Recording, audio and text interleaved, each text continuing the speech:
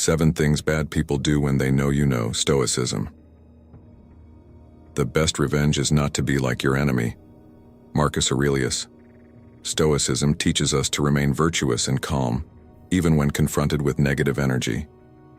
But what happens when you encounter people who don't share these values? People whose intentions are toxic and manipulative. These individuals can be hard to spot, often hiding behind a mask of charm or normalcy. However, when they realize you see through their facade, their true nature starts to reveal itself. In this video, we'll explore 7 distinct behaviors that toxic people display when they know you know the truth about them. With insights from Stoic philosophy, Stoic in Your Life will help you recognize these signs early and equip you to deal with them calmly, confidently, and wisely. 1. Use guilt as a manipulation tactic. In the teachings of Stoicism, we are urged to govern our emotions with reason, refusing to let external pressures or the actions of others disrupt our inner peace. Yet, in the world we live in, many people, especially those with toxic tendencies, will attempt to manipulate us emotionally, and one of their most common strategies is guilt. It is a tactic designed to stir our sense of responsibility and compassion, pushing us to act in ways that serve their interest rather than our own. When these individuals recognize that we have seen through their behavior, they will often turn to guilt as a tool, trying to exploit our sense of duty or our desire to help. A toxic person might say things like, "If you really cared about me, you would do this for me," or "I've always supported you and this is how you repay me." These are not statements made out of genuine concern, but are calculated moves meant to manipulate your emotions, placing the blame squarely on your shoulders for their unhappiness or failures. The manipulation works because it preys on our human desire to do right by others, to be seen as compassionate and to avoid conflict. People who use guilt as a weapon know how to exploit this innate need. But the Stoic approach teaches us to recognize that we are not responsible for the emotions or actions of others. We are only responsible for how we respond to them. As Epictetus wisely stated, "It's not what happens to you, but how you react to it that matters." When someone tries to manipulate you with guilt, remember that their emotions are theirs to manage, not yours. By shifting the focus from their needs to your own principles, you can maintain your composure and act from a place of clarity rather than emotional pressure. In modern life might involve family members or close friends who, when faced with their own difficulties, might say things like, "I gave everything for you. How could you not return the favor now?" Or perhaps they claim, "If you don't help me, you're just as bad as everyone else who has let me down." In these moments, it's easy to feel cornered, overwhelmed by the weight of their words. But the Stoic response is to pause, reflect, and remember your own values. Don't let someone else's inability to handle their emotions become a justification for you to lose control over yours. Marcus Aurelius once remarked, "The best revenge is not to be like your enemy." In the context of guilt manipulation, this means that we must not let others drag us down to their level of emotional manipulation. Instead, we must hold steadfast to our values of virtue, fairness, and kindness, without letting guilt cloud our judgment. Recognizing guilt manipulation as a tactic is a crucial step in maintaining your emotional independence and peace of mind. Often, people who try to manipulate you with guilt will come disguised as victims, presenting themselves as helpless or wronged by the world. Their message is clear: "I need you to fix this for me. I need you to feel sorry for me." But the truth is, their guilt-driven narrative is less about their actual needs and more about gaining control over you. It is their way of shifting the responsibility for their emotions onto your shoulders, leaving you feeling burdened and responsible for their happiness or well-being. This is where the Stoic mindset comes in. Stoics believe that we must practice mindfulness and self-awareness in these situations, constantly reminding ourselves that we have no obligation to carry the emotional weight of others unless it is freely given. To avoid falling into the trap of emotional manipulation, begin by asking yourself, is this request truly aligned with my values? Is it based on genuine compassion, or is it rooted in guilt? It is essential to detach yourself from the emotional chaos others try to create.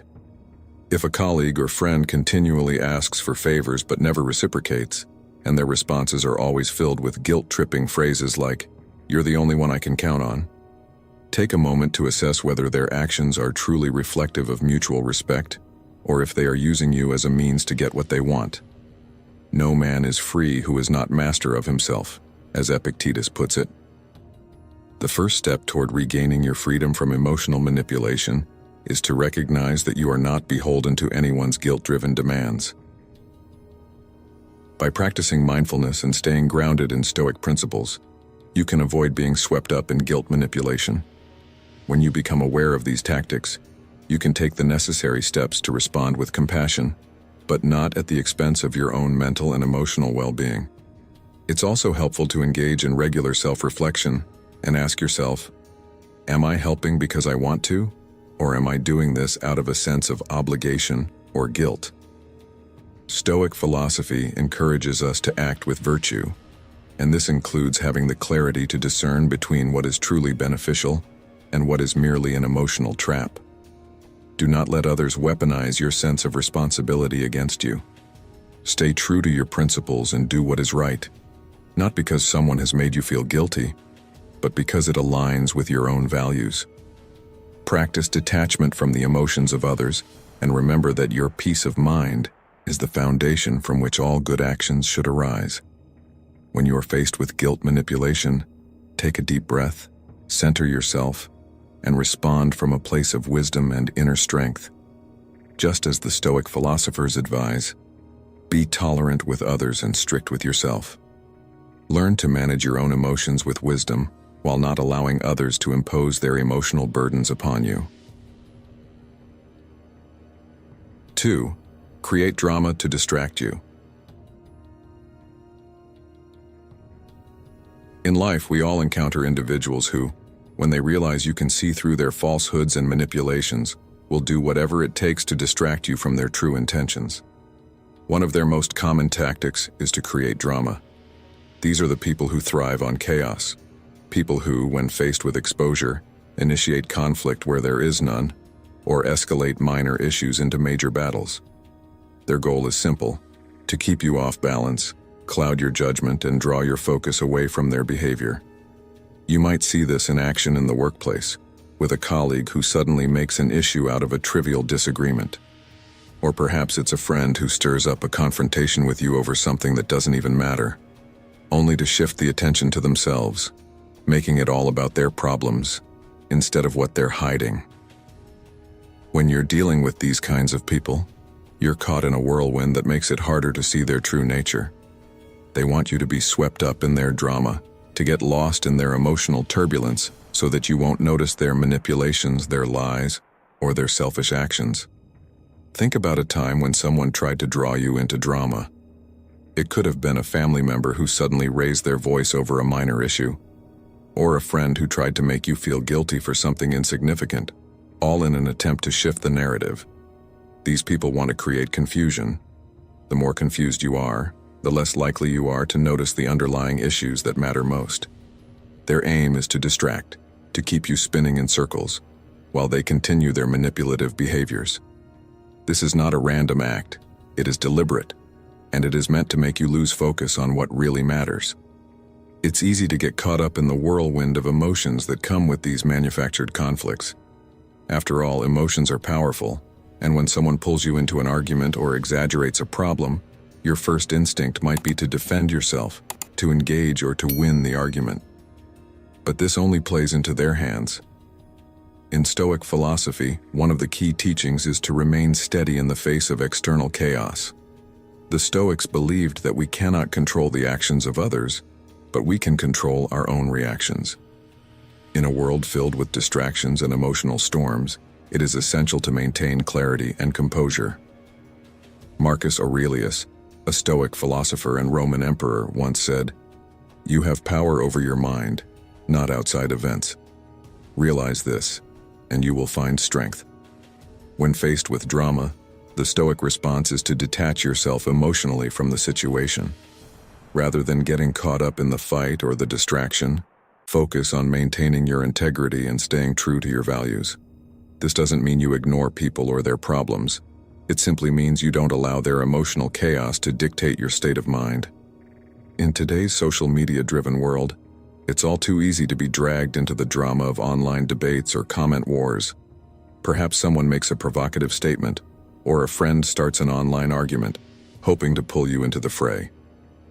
In those moments, the best thing you can do is step back and ask yourself, is this distraction helping me live a more meaningful life? Is it contributing to my growth or peace of mind? Often, the answer is no. By choosing to remain calm, you allow yourself to step out of the drama and continue focusing on what truly matters. As a Stoic, your aim is not to win every argument, but to preserve your peace and your ability to make wise decisions. This practice of self-control, of choosing not to be swept away by the storms of others, is vital in a world that is constantly filled with noise and chaos. A good story to illustrate this might involve a businessman who, in the midst of an intense project, has a colleague who frequently stirs up trouble. Whether it's spreading gossip, starting unnecessary debates, or inflating small issues into major conflicts, this colleague's goal is clear: to divert attention away from their lack of contribution and onto trivial matters that keep everyone distracted.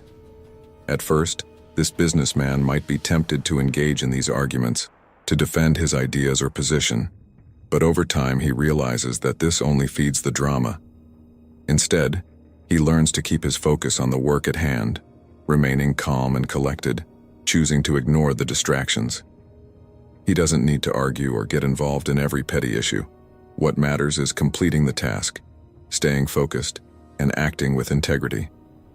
By detaching himself from the drama, he not only finds peace but also demonstrates leadership, staying true to his mission without getting bogged down by the noise. This is a powerful lesson that we can all apply in our lives. The next time someone tries to drag you into unnecessary drama or conflict, stop for a moment and ask yourself, is this distraction worth my time and energy?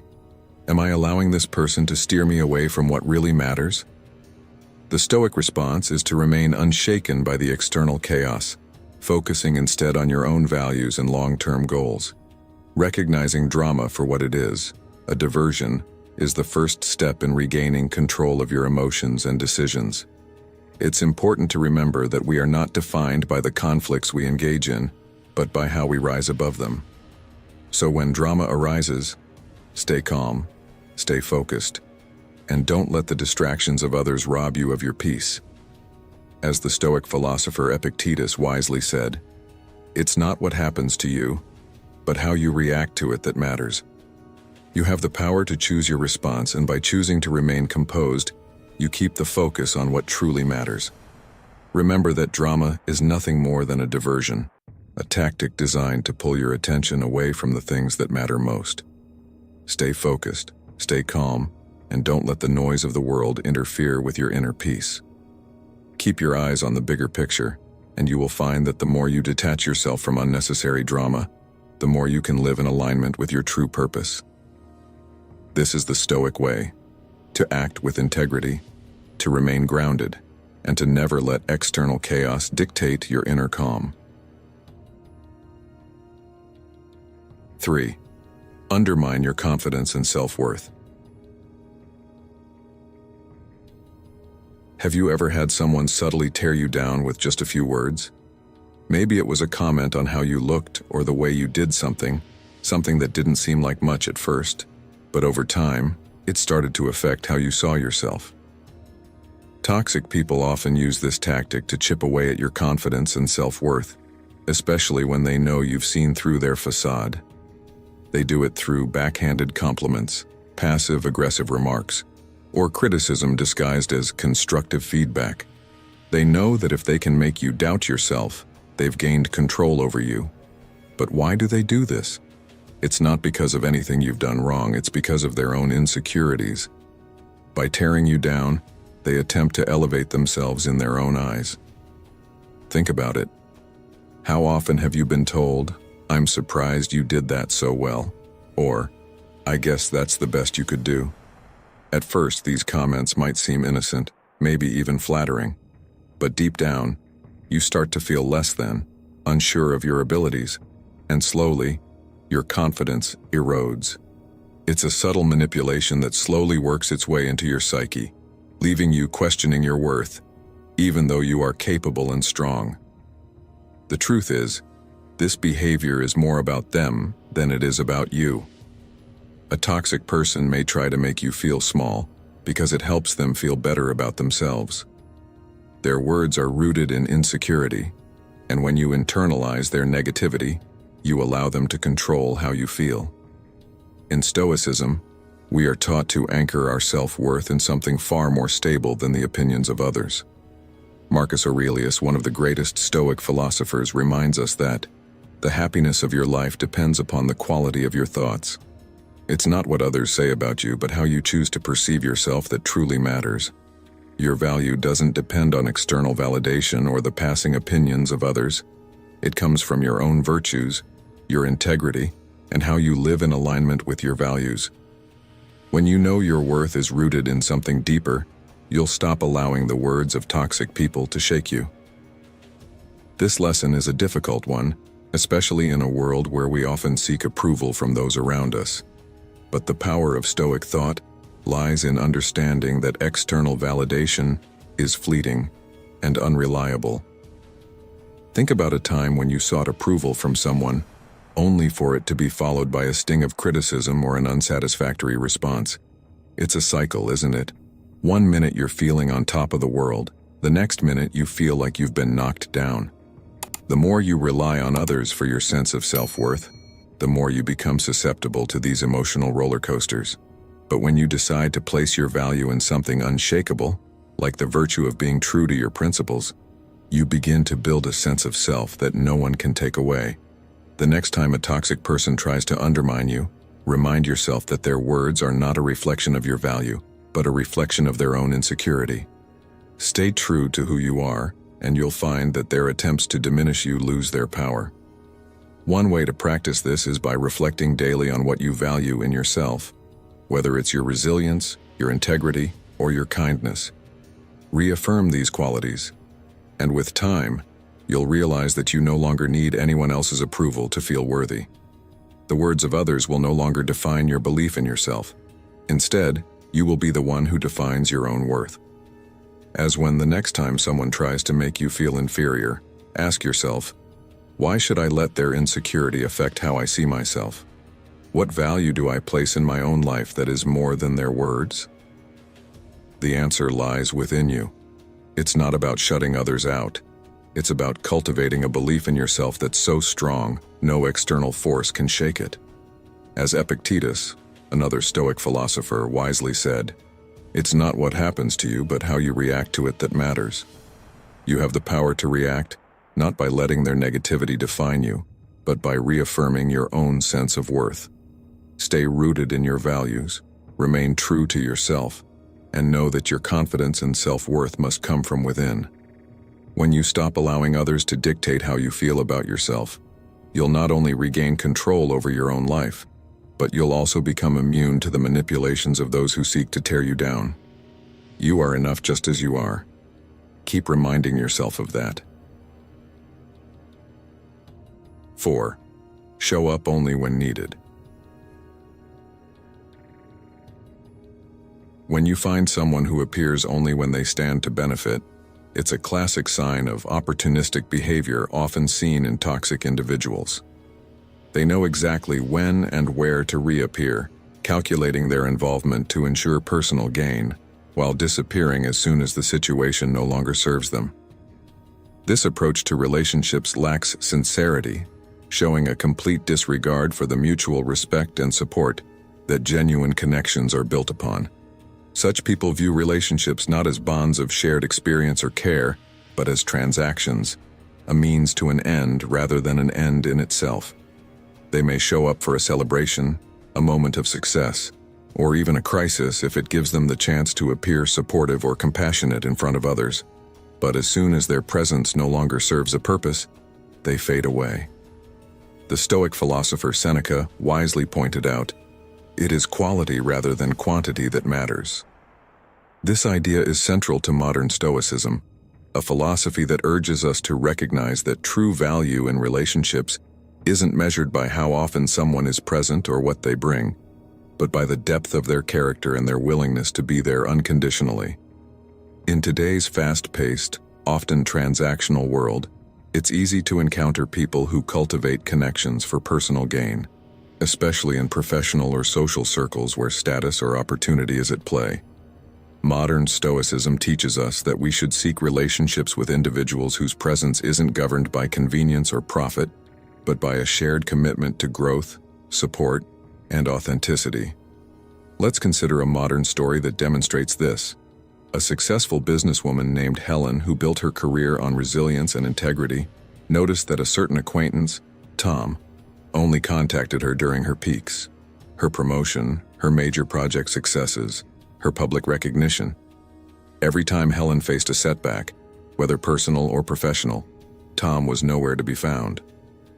At first, Helen was puzzled, thinking perhaps she had done something to drive him away, but eventually she recognized the pattern of Tom's behavior. He valued her presence only in moments where he could gain something from being seen with her, or benefit from her insight when things were going well. By applying Stoic wisdom, Helen came to accept that some people are drawn to others for reasons that have nothing to do with genuine friendship. Instead of allowing herself to feel resentment or confusion, she chose not to emotionally invest in that relationship any longer. Marcus Aurelius advised, "Accept the things to which fate binds you, and love the people with whom fate brings you together, but do so with all your heart." This teaching in modern Stoicism reminds us that while we should seek to embrace the relationships we encounter in life, it's equally essential to discern which ones are worth nurturing and which ones, like Tom's, are best let go without regret. Modern Stoicism thus teaches us not only to be open-hearted, but also to cultivate a discerning eye, learning to see the value in relationships that are grounded in mutual respect rather than in hidden agendas. In observing such opportunistic behavior, ask yourself, does this person's involvement reflect a genuine commitment, or is it conditional? Stoicism encourages us to avoid emotional entanglements with those who are driven by self-interest alone, for investing deeply in such connections often leads to disappointment or disillusionment. The Stoic approach is to anchor oneself in relationships that offer stability, trust, and reciprocity, qualities that are neither fleeting nor based on a transactional mindset. It's not about shutting people out or judging harshly, but about recognizing that healthy connections don't fluctuate with the tides of personal gain. We must, as Stoics, strive to build bonds with those who show up in both sunshine and rain, who celebrate with us, but also stand by us in hardship. In today's life, where appearances often take precedence over substance, it's common to encounter people who present themselves as steadfast friends or allies, only to disappear at the first sign of challenge. This is where the value of Stoic secrets becomes invaluable. It teaches us that while we can't control others' behavior, we can control how much we allow them to impact us.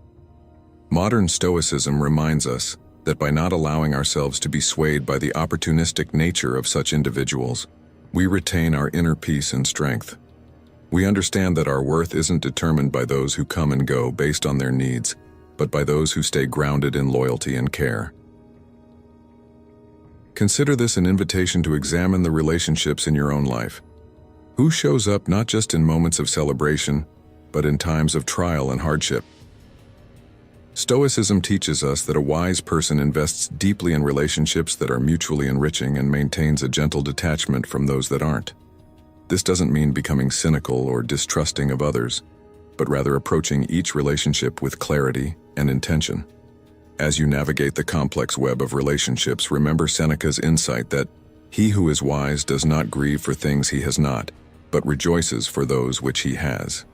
By choosing to value authentic connections over fleeting interactions, you create a foundation of support and friendship that cannot be shaken by the whims of convenience.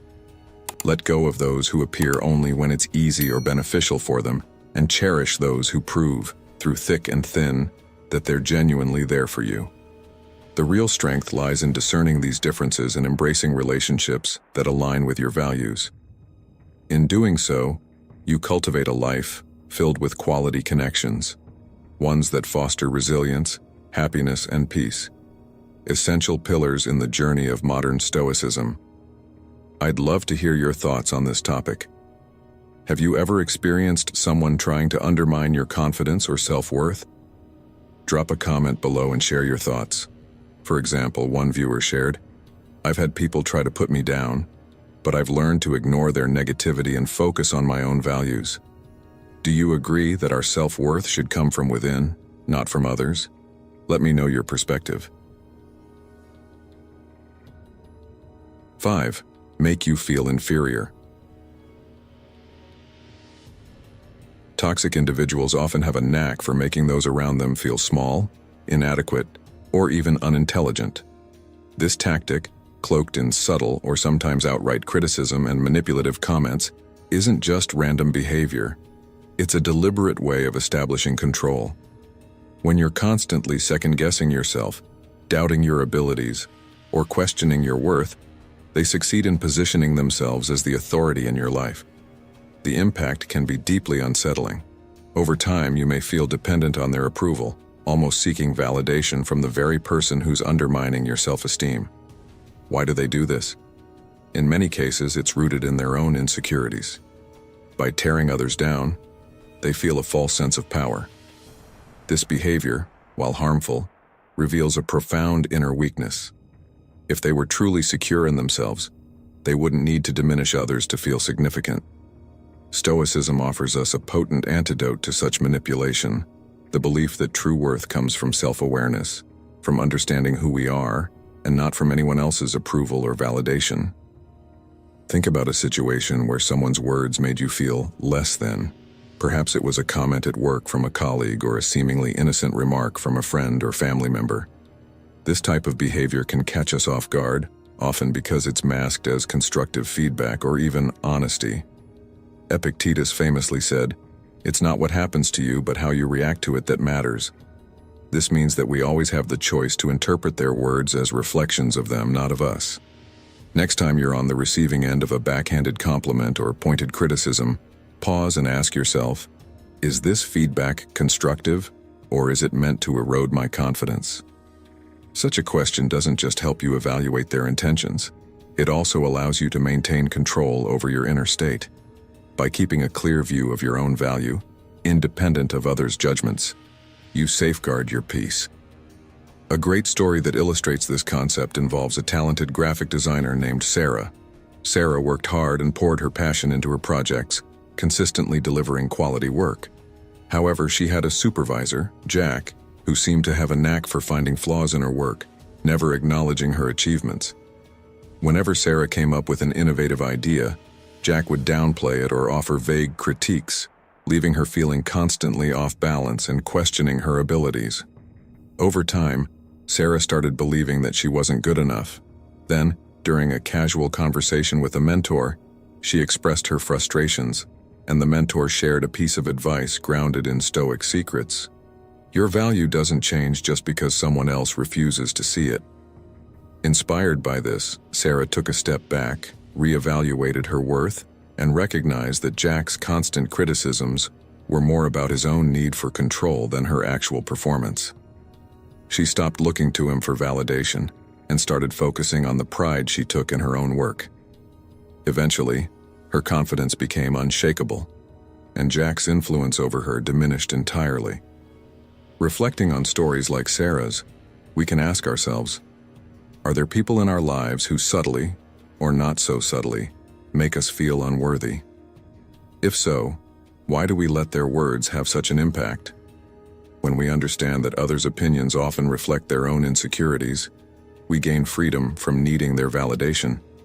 Seneca said, "We suffer more in imagination than in reality."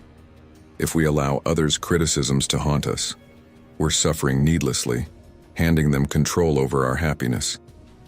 Stoic secrets teach us to be mindful of what we allow into our minds, especially when dealing with toxic people whose opinions are designed to manipulate rather than uplift. When facing these challenging situations, it's essential to cultivate what Stoics call the inner citadel, a resilient core of self-belief that remains untouched by external judgments. This doesn't mean we ignore all feedback. Instead, it means discerning between criticism that's helpful and that which is harmful. In the end, the lesson here is profound yet simple. The only opinion that truly matters is your own.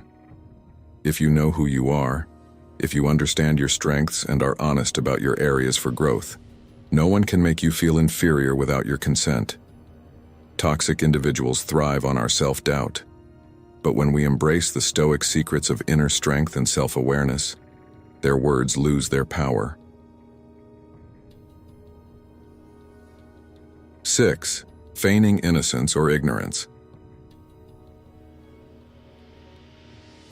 When it comes to identifying destructive behaviors, one tactic is especially hard to detect but incredibly damaging when you encounter it up close: feigning innocence or ignorance. You know the scene. Maybe you finally decide to confront someone about their actions. They've crossed a line, taken advantage, or caused harm, and now it's time to address it. But instead of owning up, they morph into the victim or act so clueless, so innocent, that they could win an Oscar. Their response goes something like, "What? I don't remember doing that." Or, "You must be mistaken. I would never do such a thing." This isn't just an accident or a slip of the memory. It's a tactic. They're trying to deflect, to make you doubt what you know happened, twisting reality just enough that you question yourself. Modern Stoicism offers a roadmap here. It tells us to stay firmly rooted in our sense of truth and avoid falling into their manipulation. Marcus Aurelius, a figurehead of Stoic philosophy, once said, "If it is not right, do not do it. If it is not true, do not say it." In facing someone who feigns innocence, the lesson is not to let their lies shake the truth you already know. But you might wonder, why do they do it? Why go to such great lengths to play the victim or act naive? The answer lies in control. By pretending they're just too innocent to have done anything wrong, they keep you unsteady. They know that making you question your own reality hands them power over you. So here's where modern Stoicism steps in. Practicing Stoic principles means not giving them the satisfaction of shaking your reality. As Epictetus said, "It's not what happens to you, but how you react to it that matters." In moments like these, reacting with calm certainty, without needing their approval, is an act of strength. Think about it. When was the last time someone made you feel like you were walking on eggshells, that you might have misunderstood, or that maybe you were being too sensitive? These are red flags that manipulation may be at play. People who repeatedly feign innocence or ignorance to avoid accountability aren't simply forgetful or clumsy. They're working to undermine your trust in your own perception. They thrive on creating confusion because it makes you easier to control. Modern Stoicism teaches that while you can't control how others behave, you do have control over your responses, and responding from a place of groundedness and calm assurance, even when they're busy playing the innocent one, means they lose some of their grip over you. Seneca, another Stoic philosopher, once wrote, "He suffers more than necessary, who suffers before it is necessary." In other words, you don't have to suffer twice, once from their actions and again from doubting yourself. You can choose to stand firm in what you know, refusing to let their performance of innocence sway you. Let's be honest. It's easy to feel hurt, frustrated, even angry when someone pulls this kind of trickery. And if you're a person who values fairness, honesty, and directness, their behavior can make you question everything. Am I really overreacting? You might think. But that's exactly where they want you. This tactic isn't about an innocent misunderstanding. It's about steering you away from the truth. Modern Stoicism reminds us that our inner peace and self-worth don't depend on how others perceive us, especially not someone who's actively trying to manipulate that perception. The strength comes in knowing that you don't have to play their game. You don't have to explain or justify yourself endlessly. You simply need to be secure in what you know. A Stoic approach to this situation means standing in your truth without feeling compelled to convince them of it. It's about accepting that while you might never get them to admit wrongdoing, their admission doesn't change what you know happened. 7. Jealous of other people's success. Envy is one of those deeply rooted emotions that can fester silently, often creeping into people's lives without them realizing its impact. It emerges from the simple but damaging habit of comparing oneself to others. Envious individuals aren't necessarily motivated by what they lack, but by a desire to see others have less. When they witness someone else's success, instead of feeling inspired or happy, they feel a pang of sadness or even anger, as if someone else's progress somehow diminishes their own worth. But as Stoicism teaches us, happiness doesn't come from comparing our journey to someone else's.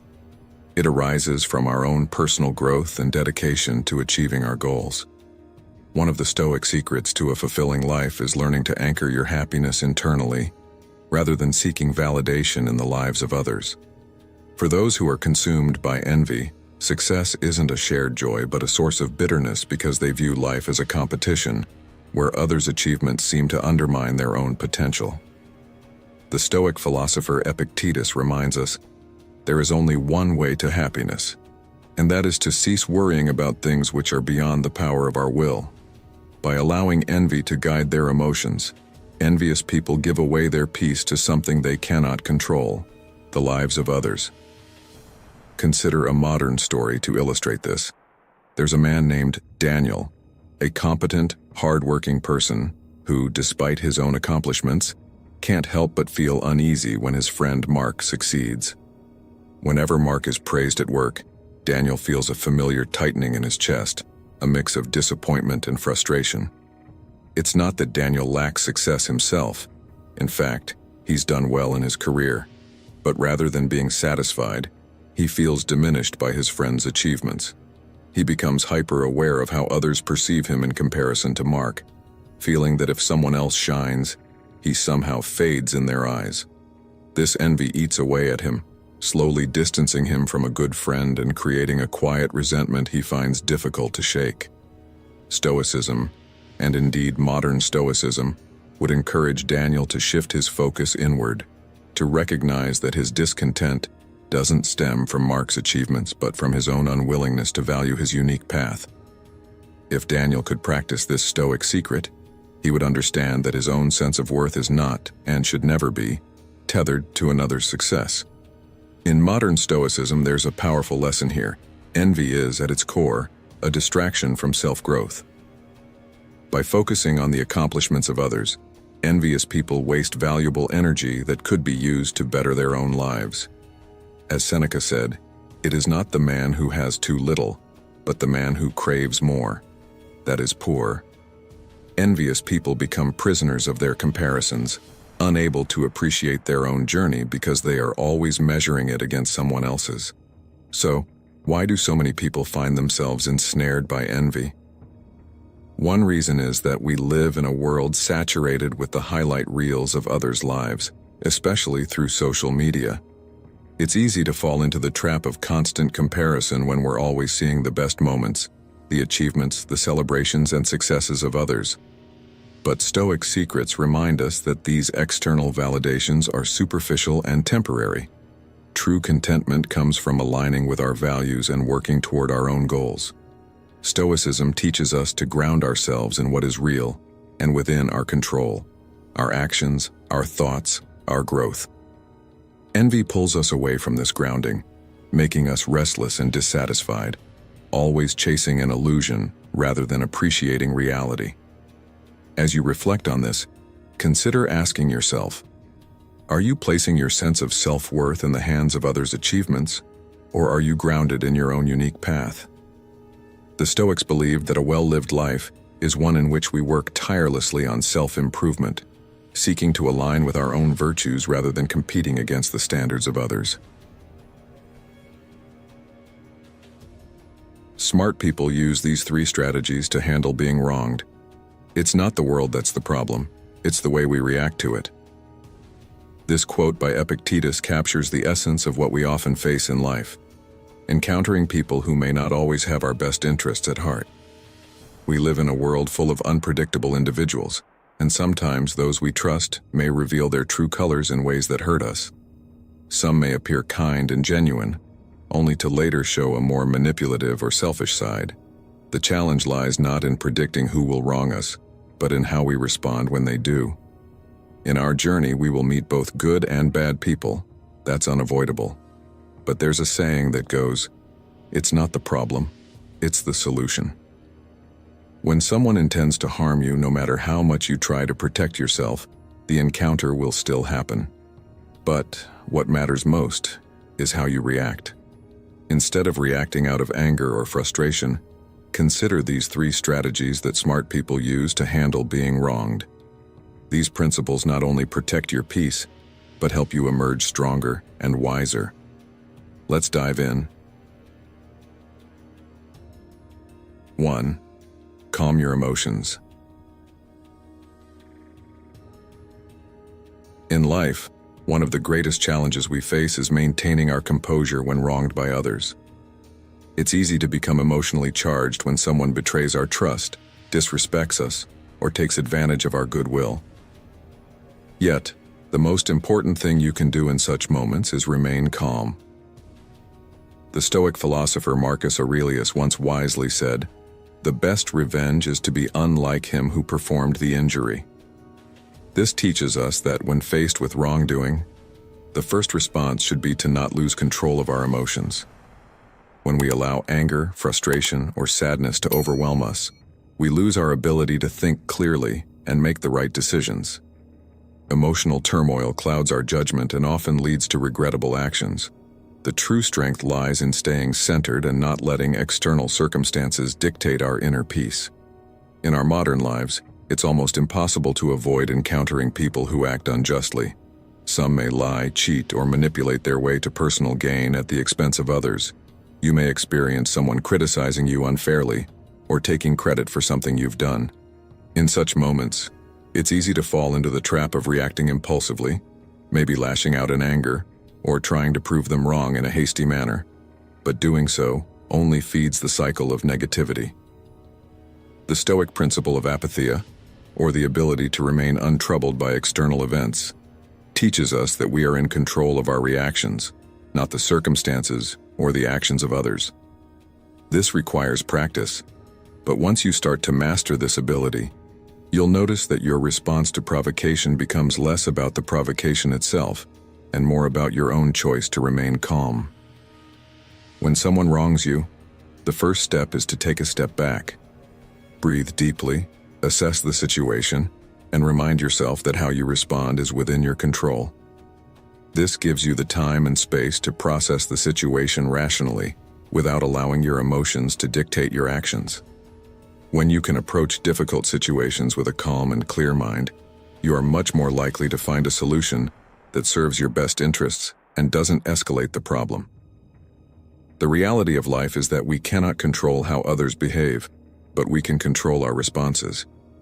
We can't always stop someone from doing something wrong to us, but we can control how we respond, and in doing so, we take away their power over us. By maintaining calm, we retain the dignity and peace of mind that no one can take away. 2. Don't play the same game. When you're wronged, it's natural to feel angry and upset. After all, your trust has been betrayed, and you might think that taking revenge or seeking justice is the only way to restore balance. But what if I told you that responding with anger or malice only puts you on the same level as the person who wronged you? The reality is, in these situations, playing the same game only leads to further harm, both to yourself and to those around you. Instead, the smartest thing you can do is rise above the situation, and this is where the wisdom of the Stoics comes in. Marcus Aurelius, a Roman emperor and Stoic philosopher, famously said, "The best revenge is to be unlike him who performed the injury." This simple yet powerful idea teaches us that true strength lies in choosing a different path from the one who wronged us, not by seeking revenge or retaliation, but by maintaining our integrity and character. When someone wrongs you, it can feel like an emotional punch to the gut. You might want to retaliate, to make them feel the same way you do. But what do you gain from that? Does it really make you feel better to see them suffer? Or does it simply mean you're stooping to their level? Picture this scenario. You've been working with a colleague who's been undermining you at every turn, spreading rumors and taking credit for your work. It's frustrating, and you can't help but feel the urge to lash out, to expose them for the manipulative person they are. But before you act, pause and ask yourself, if you retaliate, does it truly solve anything? Will it bring you peace, or will it just keep the cycle of negativity going? In many cases, the best response is to refuse to engage in the same petty game. An old saying reminds us, "One who endures one grievance will avoid 9 others." What does this mean? It suggests that when you choose not to engage with people who try to provoke you, you prevent yourself from falling into an endless cycle of conflict. Sometimes, simply recognizing that someone is plotting against you or trying to manipulate you is enough. There's no need to get involved in their game. Instead, live your life well, and let that be the most powerful form of revenge. By focusing on your own goals, growth, and happiness, you show that their attempts to bring you down have no power over you. It's not that you're weak or cowardly, it's that you're living smartly and protecting your peace of mind. In any relationship, whether personal or professional, there's always the potential for manipulation or malice. But the key is to maintain boundaries and protect your own interests. You don't have to play their game, because doing so only brings unnecessary drama and stress into your life. Instead, focus on being the best version of yourself, no matter how others behave. It's a reminder that your peace, your happiness, and your success don't have to be dependent on how others treat you. You control your own response, and the smartest people know that avoiding drama and staying true to your values is the most powerful way to live. Now I want to ask you, have you ever found yourself getting caught in a cycle of anger or revenge after someone wronged you? What would happen if, instead of retaliating, you chose to focus on your own growth and let them fade into the background? How might that change your life for the better? Let us know in the comments below. Share your thoughts or experiences with handling betrayal and manipulation. And remember, it's not about being passive or weak. It's about choosing a path that preserves your peace and leads to a happier, more fulfilled life. If you've stuck with me this far, you're already on the path to mastering resilience. Drop a comment saying, "I choose peace," to show you're ready to apply these strategies in your own life. Don't forget to like, subscribe, and share this video. Let's spread this wisdom and keep growing together. The journey is just beginning. 3. Maintain appropriate distance. In life, we all encounter difficult people, those who, for one reason or another, seem to thrive on causing chaos or drama. It's easy to get caught up in the moment and want to confront them, challenge them, or fight back, especially when you feel wronged. But let me ask you this: is it worth your time and energy? More importantly, is engaging with them going to improve your situation, or just drain you emotionally, mentally, and even physically? Sometimes the smartest decision you can make is to simply walk away and maintain your distance. I know it's tempting to fight back, to prove a point, or to get even, but often the best course of action is to protect your peace and avoid unnecessary conflict. As the Stoic philosopher Epictetus once said, "Wealth consists not in having great possessions, but in having few wants." In this context, the real wealth is your ability to choose where to invest your time, energy, and emotional resources. And when you're dealing with someone who's not worth it, the smartest thing you can do is let go and refuse to engage. Maintaining appropriate distance in the face of negativity or hostility is a powerful tool. When someone wrongs you, it's easy to feel the urge to retaliate or get back at them. But here's the truth: engaging in their drama only gives them power over your emotions, and the more energy you give to them, the more they control you. It's like playing into their hands, giving them exactly what they want: your focus, your time, and your peace of mind. Instead, take a step back and realize that your emotional and mental well-being are far more valuable than any petty fight. Now, don't get me wrong. This doesn't mean you should let people walk all over you. It simply means knowing when to choose your battles. Not every insult or slight is worth your emotional investment. There's a lot of wisdom in the old saying, pick your battles. By keeping your distance, you allow yourself the space to think clearly and make decisions that protect your peace and happiness. It's about being strategic with your energy. When you engage in unnecessary conflict, it pulls you into a negative spiral, and over time, it can affect your mindset, your mood, and even your health. That's why setting boundaries is so important. It's not about weakness, it's about self-respect and self-care. Think of it this way. When you maintain a healthy distance from negativity, you're not just protecting yourself from the immediate harm. You're also preventing that toxicity from taking root in your life. Next, have you ever found yourself in a situation where someone was deliberately trying to provoke you or drag you into their drama? How did it make you feel? Did it make the situation better, or did it only make things worse? I'm sure many of us can relate to the feeling of wanting to stand up for ourselves or defend our honor, but sometimes, the best way to stand tall is by simply walking away and keeping your peace intact. Remember, every interaction you have is a choice, and when you choose to distance yourself from negativity, you're making the decision to preserve your happiness, your clarity, and your sanity. Moreover, maintaining appropriate distance doesn't mean completely cutting off all communication with someone, especially if they are a part of your life, like a family member or a colleague. It simply means that you set clear boundaries. You don't let their behavior affect your emotional state or cause you to react impulsively. Instead, you calmly assess the situation, choose how to respond with dignity and restraint, and move forward without letting them steal your joy or peace. It's about taking control of your reactions and not letting someone else dictate how you feel. This kind of emotional intelligence is critical in today's world, where everyone seems to be rushing through life, reacting to situations without thinking them through. But as the Stoics teach us, true strength lies in responding to life with calmness, reason, and composure. It's easy to get caught up in the drama, but the most successful and peaceful people in the world are those who have mastered the art of detachment, the ability to stay calm, centered, and unaffected by external circumstances. As Marcus Aurelius once wisely said, "The happiness of your life depends upon the quality of your thoughts." So if you allow yourself to be constantly caught up in negativity or conflict, you're only allowing it to affect your peace of mind.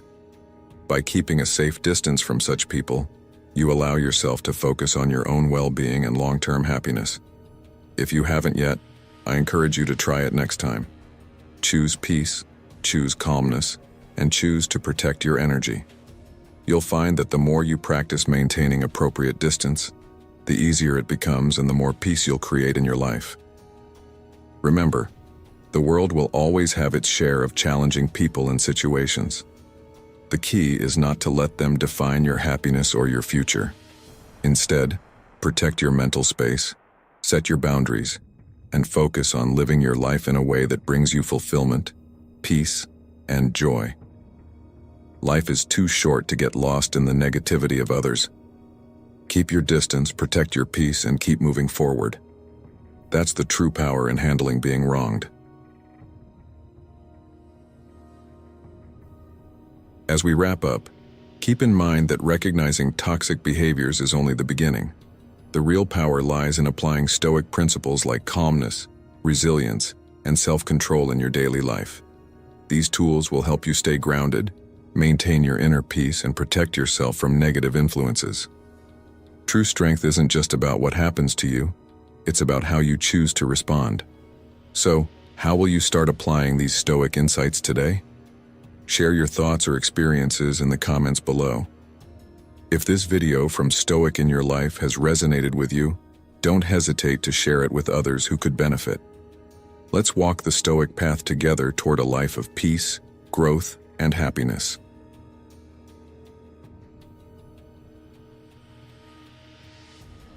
When someone doesn't value you anymore, try this simple trick and watch what happens. When someone treats you as if you don't matter, remember the words of Epictetus. It's not what happens to you, but how you react to it that matters. Have you ever noticed when someone stops valuing you and how much that stings? It feels unsettling, doesn't it? But what if I told you that there's a subtle, yet powerful shift you can make that will not only change how they see you, but also transform how you see yourself? Stick with me because this approach is about more than just attention. It's about regaining your own peace and self-worth. Welcome to Stoic in Your Life, where we blend ancient wisdom with modern challenges to help you thrive. In today's video, we'll explore what to do when you feel overlooked or unappreciated, and how one simple practice can reshape your interactions and strengthen your resilience. Ready to reclaim your value? Let's begin. 1. Reclaim your worth, the power of stepping back. When someone stops valuing you, your first instinct might be to try harder, to reach out more, to prove your worth by being even more available. It's a natural response, driven by the fear of loss and the hope of rekindling the connection. But here's the surprising truth. The most effective response is to do the exact opposite. The power lies not in giving more, but in giving less. By taking a step back, you create space. A space that makes the other person feel your absence and reconsider your place in their life. When something or someone is always available, it's easy to overlook their importance. Yet when that constant presence is removed, it forces others to notice the void they leave behind. This isn't limited to romantic relationships. It applies to friendships, family dynamics, and even professional interactions. You're always the one who initiates plans with friends. You reach out, make arrangements, and keep the connection alive. But one day, you decide to pull back and see what happens. Initially, there might be silence, and that can feel unsettling. However, over time, some friends will start to notice your absence and reach out to you. This moment is revealing. It shows who genuinely values your presence and who has been taking it for granted.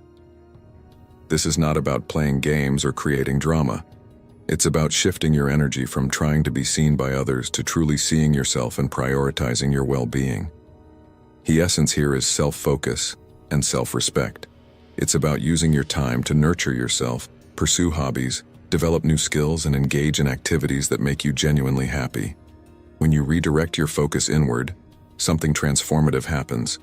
You become more confident, independent, and resilient, qualities that naturally draw others to you.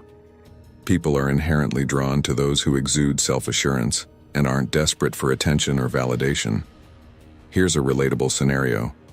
You've likely heard stories of someone going through a breakup and choosing to invest time in self-improvement, whether that's hitting the gym, learning a new language, or taking up a creative project. What often happens? That newfound energy and confidence become magnetic. Sometimes the ex who didn't appreciate them before suddenly takes notice. But by that point, the person has grown so much that the dynamic shifts completely. This isn't about winning someone back. It's about gaining back your own sense of worth. The critical part of this process is understanding that stepping back isn't an act of retaliation or manipulation. It's setting an example of how you deserve to be treated and sending a clear message about your boundaries. Boundaries are essential for maintaining healthy relationships and self-respect. When you demonstrate that you respect yourself enough to set and uphold these boundaries, the people around you are forced to either respect those limits or walk away. This might sound harsh, but consider this. Is it better to maintain a relationship where you are undervalued, or to open the door for relationships where mutual respect and appreciation flourish? When you draw that line, you make a powerful statement. You're no longer passively accepting less than you deserve. You're actively shaping the kind of relationships you want. You show others that you won't chase their approval, and paradoxically, that makes them more likely to give it. Why? Because people instinctively value what they believe they could lose. It's human nature to take for granted what's easily accessible, and to appreciate more deeply what they fear might slip away. Think of the workplace scenario where an employee who constantly works overtime and says yes to every request might be seen as reliable, but not necessarily valued. Now, imagine that employee begins to set boundaries, leaving on time, saying no when it's reasonable, and taking time for themselves. Initially, this shift might surprise their colleagues or boss, but soon, that newfound respect follows. The workplace starts to see their time as valuable, and the employee's boundaries command respect. As you implement this in your own life, ask yourself, what are the relationships or situations where I'm overextending myself? Where have I let my value be diminished by my own efforts to maintain the connection? Reflecting on these questions can be eye-opening and help you identify where stepping back would create the most impact. Remember, this shift isn't a tactic, it's a mindset. You're not pretending to be busy or feigning indifference. You're genuinely investing in yourself. That's the key difference between trying to elicit a reaction and authentically living in a way that reflects your worth. When someone doesn't value you, the answer isn't to fight for their attention but to step back, create space, and focus on nurturing your own growth. When you do this, people will either recognize what they stand to lose or make way for those who will appreciate you for who you are. And regardless of their response, you win because you're in control of your narrative and your sense of value. 2. Keeping silent. Each of us wants to be respected and valued by the people around us, but let's be honest, this isn't always the case. Whether it's in relationships, friendships, or professional settings, there will come a time when someone doesn't see your worth or even disrespects you. It's a painful realization, and your initial reaction might be to confront them, defend yourself, or try to change their perception. But here's where ancient wisdom comes in to remind us. Epictetus once said, "It is not what happens to you, but how you react to it that matters." This insight holds the key to navigating moments when others fail to value you.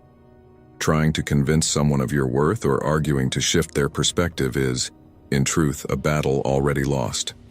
Why? Because the more energy you spend on trying to change someone else's opinion, the more you show that their approval holds power over you. Is that how you want to define your worth? In a scenario where you're putting your all into a relationship, whether personal or professional, only to feel like your efforts go unnoticed or, worse, criticized. Your natural response may be to try harder, explaining your side or proving your value. But think about this. Does engaging in these efforts truly bring you peace or just fuel frustration? What if, instead of reacting, you chose silence and redirected your energy inward? Keeping silent isn't a sign of weakness or submission, it's a powerful stance. It communicates that you're confident enough not to engage in every battle, and wise enough to know which ones are worth your time. Marcus Aurelius famously said, "You have power over your mind, not outside events. Realize this, and you will find strength." Silence in the face of unwarranted criticism is not just a response. It's an art of holding your peace and protecting your mind. Now you might wonder, if I stay silent, won't they think I'm weak or that I don't care? The truth is, silence often speaks louder than words. When you choose not to respond to baseless negativity or criticism, you make a statement. You value your peace more than their approval. This quiet confidence makes you stand out as someone who is not easily swayed by the noise of others' opinions. This approach isn't just about maintaining dignity, it's about mastering the control you have over your reactions. In moments of silence, you give yourself space to reflect, grow, and strengthen your sense of self-worth, independent of external validation. When you're at work and a colleague makes a cutting remark or subtly undermines your effort, the temptation to fire back is strong, but what if you took a deep breath and chose to focus on your own path instead? The next time this happens, pause and think, does their opinion change the value of your contribution? Does it add or subtract from your worth? No, it doesn't. Seneca put it beautifully. It is not the man who has too little, but the man who craves more. That is poor. In this case, craving approval or validation from those who don't value you makes you poorer in spirit. By choosing to remain silent and move forward with your own growth and goals, you are richer, more resilient, and ultimately more respected. Keeping silent and focusing on self-improvement shifts the energy from a negative cycle of argument and defensiveness to a positive one of growth and resilience. When you make this choice, you show yourself and others that you are secure in who you are. When you choose the latter, you naturally build an aura of independence and strength. This approach doesn't mean you should never stand up for yourself or express your views. It means knowing when doing so serves your peace, and when it only stirs unnecessary conflict. The next time you feel disrespected or undervalued, take a moment to pause. Instead of reacting immediately, practice keeping silent and assess whether the situation is worth your mental and emotional energy. Redirect that energy toward becoming a better version of yourself, learning a new skill, enhancing your work, or simply spending time with people who do value you. By doing this, you send a powerful, unspoken message. I know my worth, and I don't need your validation to confirm it. When faced with disrespect or undervaluation, silence can be your greatest ally. It shows that you are in control of your emotions and that you choose to protect your inner peace over winning an argument. As Epictetus reminds us, if you want to improve, be content to be thought foolish and stupid. This might sound counterintuitive, but it reinforces the idea that your growth doesn't rely on the opinions of others. So, when someone doesn't value you, instead of fighting to be seen, be still, be silent, and watch as your quiet strength speaks volumes. 3. Protecting your personal rights. Protecting your personal rights is a fundamental aspect of maintaining not just respect from others, but also self-respect. In moments when you face serious violations, whether in personal relationships, the workplace, or in any scenario that challenges your boundaries, it is essential to stand firm. This isn't just about engaging in conflict for the sake of winning. It's about safeguarding your dignity and ensuring that your personal space remains inviolable. The Stoics, who were masters of emotional resilience, teach us that our power comes from within, not from external circumstances. Marcus Aurelius once reflected, "You have power over your mind, not outside events. Realize this, and you will find strength." This quote serves as a reminder that, while we cannot control the actions of others, we can control how we respond when those actions overstep boundaries and challenge our rights. Standing up for your personal rights often means confronting difficult situations that many would rather avoid, especially in later stages of life when the inclination might be to seek peace over confrontation. But remember, asserting your rights does not mean inviting unnecessary strife. It means reinforcing your self-worth. When we allow violations to go unchecked, we send a silent signal that our boundaries are flexible and can be disregarded. This isn't just about legal battles or dramatic confrontations.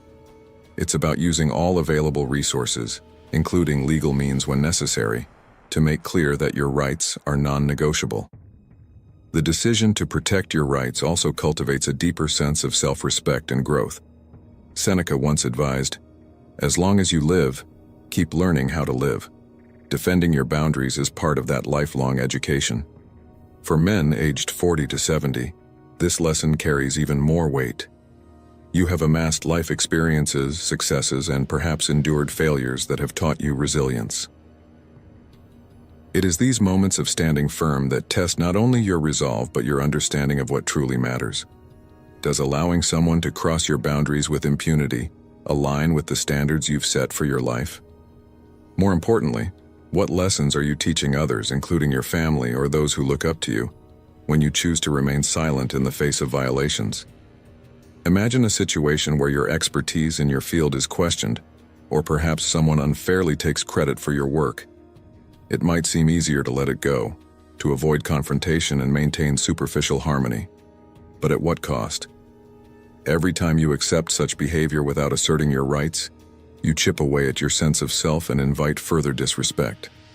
The Stoic approach is not to rage or seek revenge, but to calmly, firmly, and decisively protect what is yours. Epictetus wisely said, "First say to yourself what you would be, and then do what you have to do."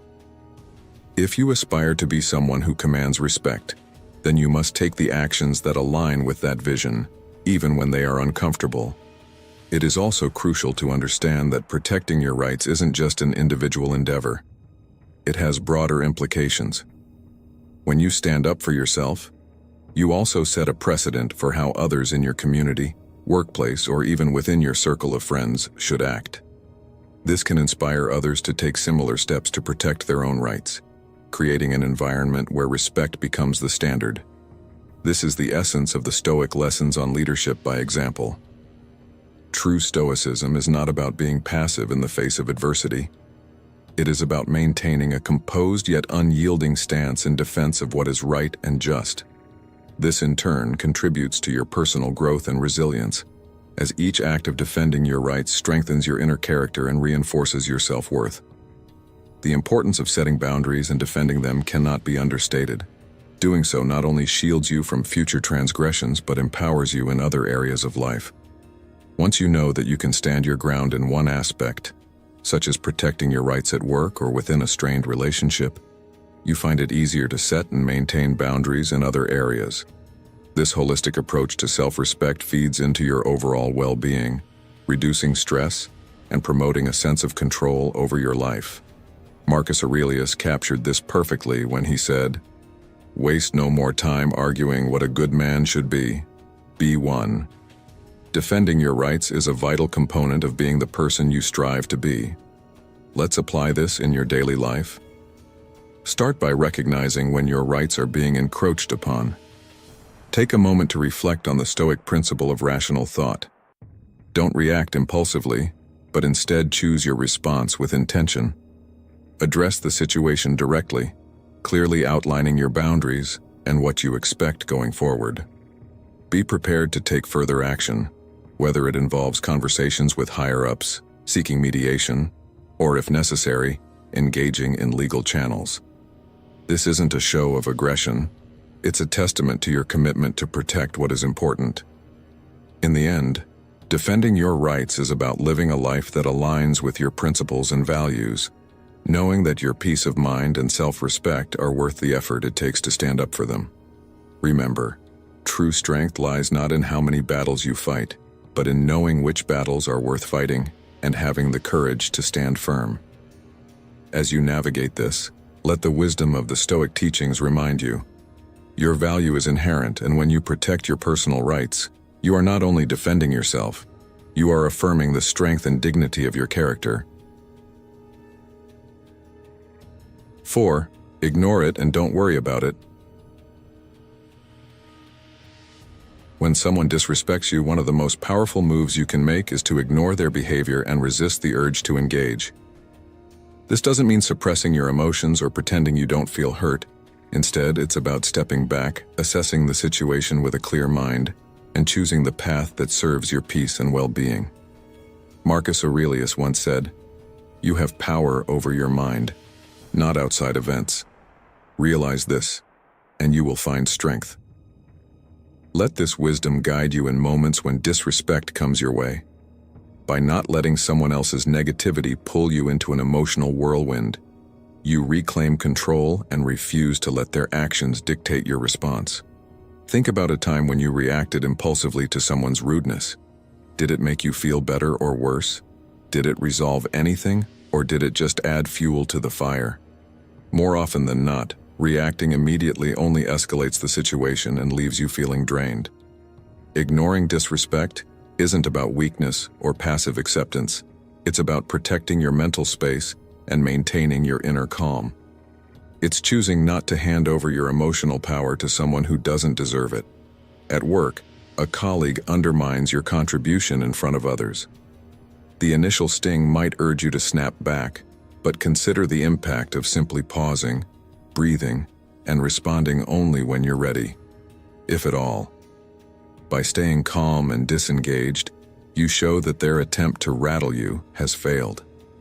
This isn't just about appearing unbothered, it's about truly being unbothered. When you ignore toxic behavior, you send a message. Your actions are not significant enough to disturb my peace. This quiet strength can be disarming and powerful. In modern life, we are constantly bombarded by opinions and actions that can unsettle us. Social media, in particular, amplifies this, where even strangers can throw comments that might make you feel less valued. The key here is not to let the noise of the world make you forget who you are. Remember, if you become overly concerned with the opinions and actions of others, you risk losing touch with yourself. You might start tailoring your behavior to please people who don't truly care about your well-being, which only drains your energy and erodes your sense of self-worth. Epictetus wisely said, "It's not what happens to you, but how you react to it that matters." When you prioritize your peace over someone else's negativity, you reinforce your sense of self and remind yourself that your value isn't defined by external validation. Now you may wonder, does ignoring always mean walking away? Not necessarily. It means knowing when to disengage mentally and emotionally, even if you physically stay present. Sometimes this involves staying silent and not reacting, allowing the moment to pass without letting it affect your mindset. This approach protects your mental clarity and prevents unnecessary conflict that can escalate and disturb your day. Think of it as building a mental shield that deflects unwanted negativity before it can touch you. This is not easy, and it requires practice and patience. But with time, you can become adept at choosing when and how to respond in ways that uphold your dignity and peace. Consider the advice from Seneca, who noted, "He who is brave is free." In this context, bravery isn't about fighting every battle. It's about the courage to choose peace over the noise, to walk away from what doesn't serve you, and to stay centered amidst external chaos. A personal story may illustrate this. A close friend once shared how they dealt with a long-standing pattern of disrespect at family gatherings. Instead of arguing or trying to prove their point each time, they learned to respond selectively, engaging only when it was meaningful and stepping away when the conversation turned toxic. Over time, their lack of reaction shifted the dynamics. The people who used to provoke them realized they couldn't draw them into petty conflicts anymore, and the atmosphere slowly changed. This example shows that when you master ignoring what isn't worth your energy, you protect yourself from being pulled into cycles of negativity. Understanding that you have the choice to step back empowers you to regain control over how much influence others have over your emotions. Ignoring doesn't mean turning a blind eye to everything. It means being selective about what deserves your attention. Stoicism teaches that peace is an inner state cultivated by focusing on what you can control: your responses, your actions, and your attitude. This lesson encourages us to shift our attention from external chaos to internal serenity.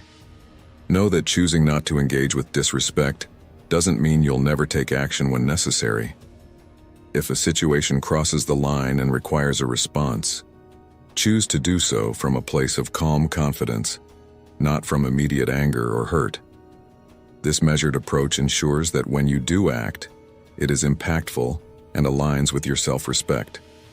Ultimately, protecting your peace means understanding that not every action requires a reaction. It is about preserving your mental well-being and living a life that isn't dictated by others' opinions or behavior. Remember, as Epictetus said, we suffer not from the events in our lives, but from our judgment about them. So when someone disrespects you, take a breath, decide what's worth your energy, and hold on to your peace. It's one of the most valuable things you own. We'd love to hear from you. What's one way you focus on self-improvement when faced with negativity? Comment below with, "I choose growth over reaction." Let us know. 5. Focus on life and self-improvement. When faced with people who do not respect you, one of the most powerful things you can do is to shift your focus inward, dedicating your time and energy to self-improvement. It might sting when someone disregards you or treats you as insignificant, and it's natural to feel hurt or even angry. But stepping into direct conflict with them only showcases impulsiveness and the lack of careful thought. Instead, the most effective way to change the narrative isn't by fighting fire with fire, but by working on yourself and channeling your energy toward your personal growth and goals. Marcus Aurelius said, The best revenge is to be unlike him who performed the injury, reminding us that rising above petty behaviors speaks louder than any argument ever could. When someone disregards or disrespects you, they often do so because they don't perceive you as a threat or believe you to be inconsequential. Engaging in a verbal or emotional confrontation only reinforces their assumptions, but what if you took a different approach? What if, instead of responding with heated words, you chose to focus on building a better version of yourself? This doesn't mean that the sting of disrespect doesn't affect you, nor that you are oblivious to the psychological impact of their actions.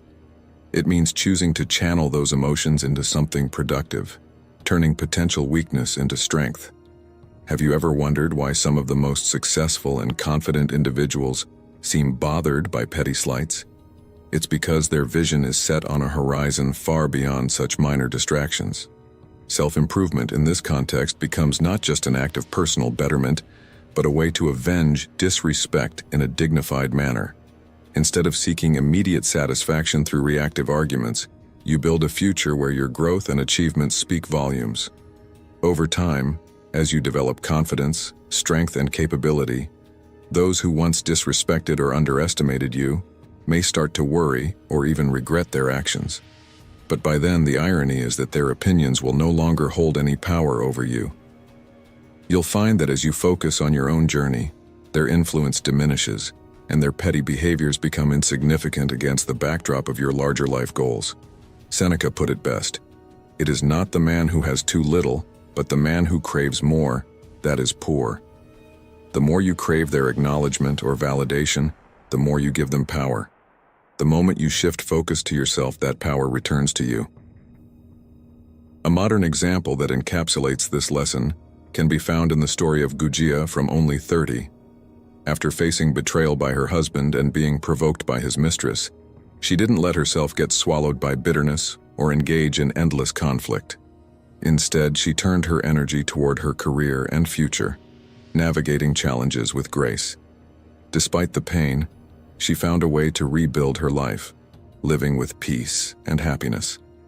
This kind of resilience proves that respect is not merely handed out by others.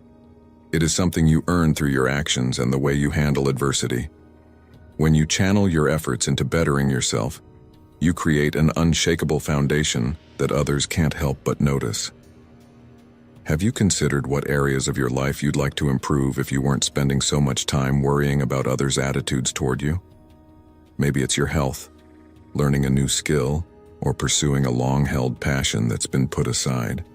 The beauty of focusing on self-improvement is that it not only builds your confidence, but also enriches your life in ways that surpass the initial hurt you may have felt. You become someone who isn't just surviving others' opinions but thriving in spite of them. Epictetus reminds us, "No man is free who is not master of himself." By redirecting your energy from reacting to others to mastering yourself, you claim a freedom that can't be taken away by anyone's fleeting judgment. As you grow and your world expands with new experiences and achievements, the small, petty actions of others will begin to feel trivial. You'll reach a point where you understand that your self-worth isn't tied to someone else's momentary opinion, but to the long-term respect you've built through perseverance and self-investment. The deeper you commit to your growth, the less space there is in your mind for worry or confusion triggered by others' behavior. Life becomes about your journey, your peace, and your fulfillment. Respect isn't only about what others give you. It's about what you earn through your actions, your growth, and how you choose to respond to life's challenges. As you focus on becoming stronger and more confident, the opinions that once seemed significant will shrink in comparison to the new reality you've created. In doing so, you cultivate a life where you stand tall not because others put you on a pedestal, but because you built that foundation yourself. And that, ultimately, is where true power lies. 10 signs that indicate someone does not respect you. Respect yourself enough to walk away from anything that no longer serves you, grows you, or makes you happy. These words from Robert II ring true when it comes to understanding the boundaries that define how we allow others to treat us. Next, we're diving into a topic that impacts self-worth and personal strength. 13 signs that indicate someone does not respect you. Recognizing when someone disrespects you is more than just a way to protect your ego. It's a fundamental step in ensuring your relationships are built on mutual value and trust. While respect may be subtle, often hidden behind gestures or words, we'll unravel these critical signs so you can identify them early, safeguard your well-being, and reclaim your confidence. 1. They don't acknowledge your efforts. One of the most telling signs that someone doesn't respect you is their refusal to acknowledge your efforts. Let's pause for a moment and ask ourselves, am I truly being appreciated for what I contribute? Respect isn't just shown through grand gestures. It can often be found in the small moments when someone genuinely recognizes your hard work. Unfortunately, people who lack respect may not only dismiss your efforts, but could also go as far as to take credit for your achievements. It's painful and disheartening when your energy and dedication go unnoticed, or worse, are stolen for someone else's gain. In modern workplaces or social circles, this kind of behavior is more common than we'd like to admit. Picture a scenario where you spend weeks preparing for a project, pouring your late nights and weekends into perfecting every detail. The day of the presentation arrives, and while you deliver your part seamlessly, a colleague later swoops in, subtly taking credit or sidestepping any mention of your role. It stings, doesn't it? Acknowledgement is the cornerstone of mutual respect, and when that's missing, it's a clear signal that the relationship is out of balance. But how do you handle it when you're constantly overlooked? First, remind yourself that your worth is not defined by someone else's recognition or lack thereof. Make it a habit to jot down your accomplishments and the strengths that make you unique, not just for self-validation, but as a tangible reminder of your value. When you've successfully led a team, mentored someone, or solved a challenging problem, take a moment to appreciate it yourself. Documenting these successes not only boosts your self-esteem, but also equips you with facts when you need to advocate for yourself. When you decide to confront the issue, choose a time when emotions aren't running high and speak with clarity. A simple, assertive conversation might sound like, "I've noticed that my contributions haven't been acknowledged, and it's important to me that we recognize collaborative work fairly." Have you ever noticed that when someone respects you, they're quick to offer praise or acknowledge your role without being prompted? Think back to mentors or colleagues who made you feel valued. What did they do differently? The contrast is striking and reveals how respect should be given naturally, not withheld as a tool of power or control. Now, if you feel compelled to stay silent out of fear of causing tension, remember this: silence often validates the behavior. Speaking up not only helps assert your boundaries, but encourages growth in how you're treated going forward. Ultimately, the lesson here is about self-awareness and courage. Knowing when you're not being respected is just the first step. Deciding to stand up for yourself completes the process. In these moments, remember that respect starts with how you value yourself. If others fail to see your worth, make it known. This isn't just about confronting others. It's about nurturing your own self-esteem, setting boundaries, and fostering environments where your contributions are recognized and appreciated. 2. They don't keep their promises. One clear sign that someone may not respect you is when they frequently fail to keep their promises. Think about it.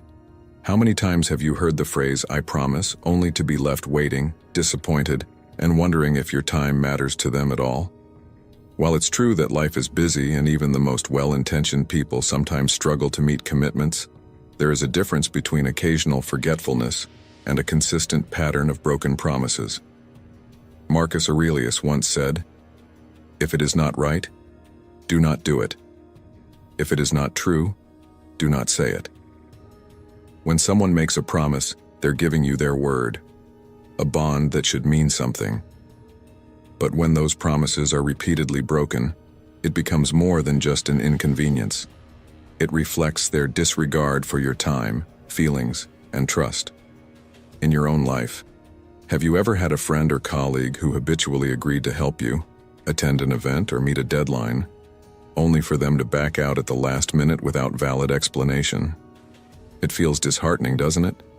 It leaves you questioning whether your relationship is built on mutual respect or if you're merely being taken for granted.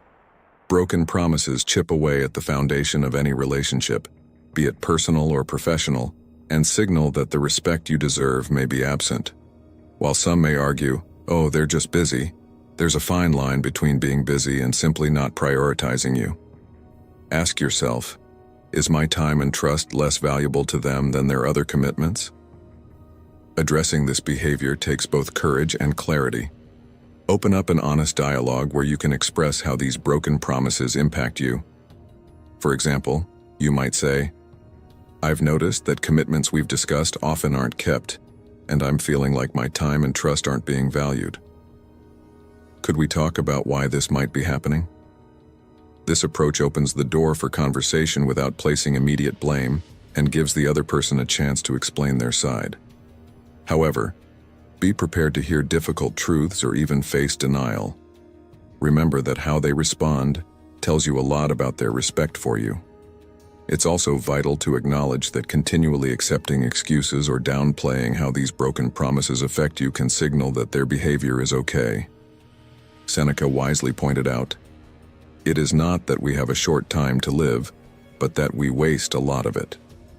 If someone consistently fails to respect their word to you, you must decide how much of your time you're willing to let slip by unacknowledged or unappreciated.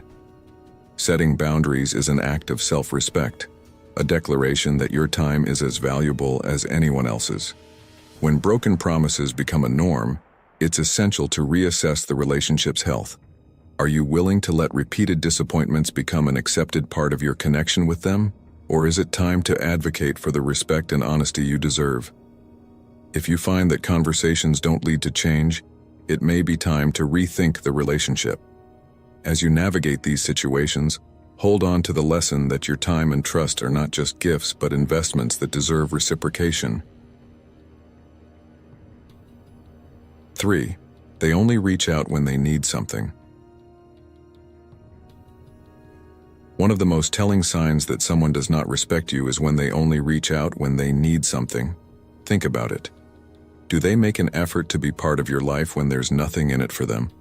Or do they vanish when things are going well for you, only reappearing when they seek a favor?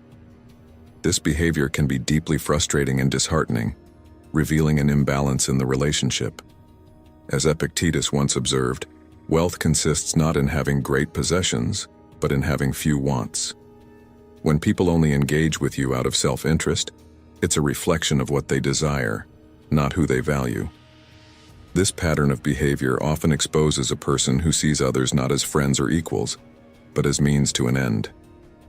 Think about relationships you may have where the interactions seem more like transactions than genuine connections. Do you find yourself being the one who always gives, whether it's advice, support, or time, while the other person rarely reciprocates without an ulterior motive? It can feel like a drain on your emotional resources, leaving you with a nagging sense that your worth to them is conditional. And let's be honest, everyone deserves more than that. You might care deeply for these individuals, rooting for their successes and being there during their trials, but if they disappear when there is no immediate benefit for them, it's time to question their respect for you. This Stoic lesson calls us to value our relationships by their mutual growth and support, not by the frequency with which one side takes and the other side gives. When someone's calls or messages come only during their times of need, don't be afraid to step back and reassess. Does this person ever check in just to see how you're doing?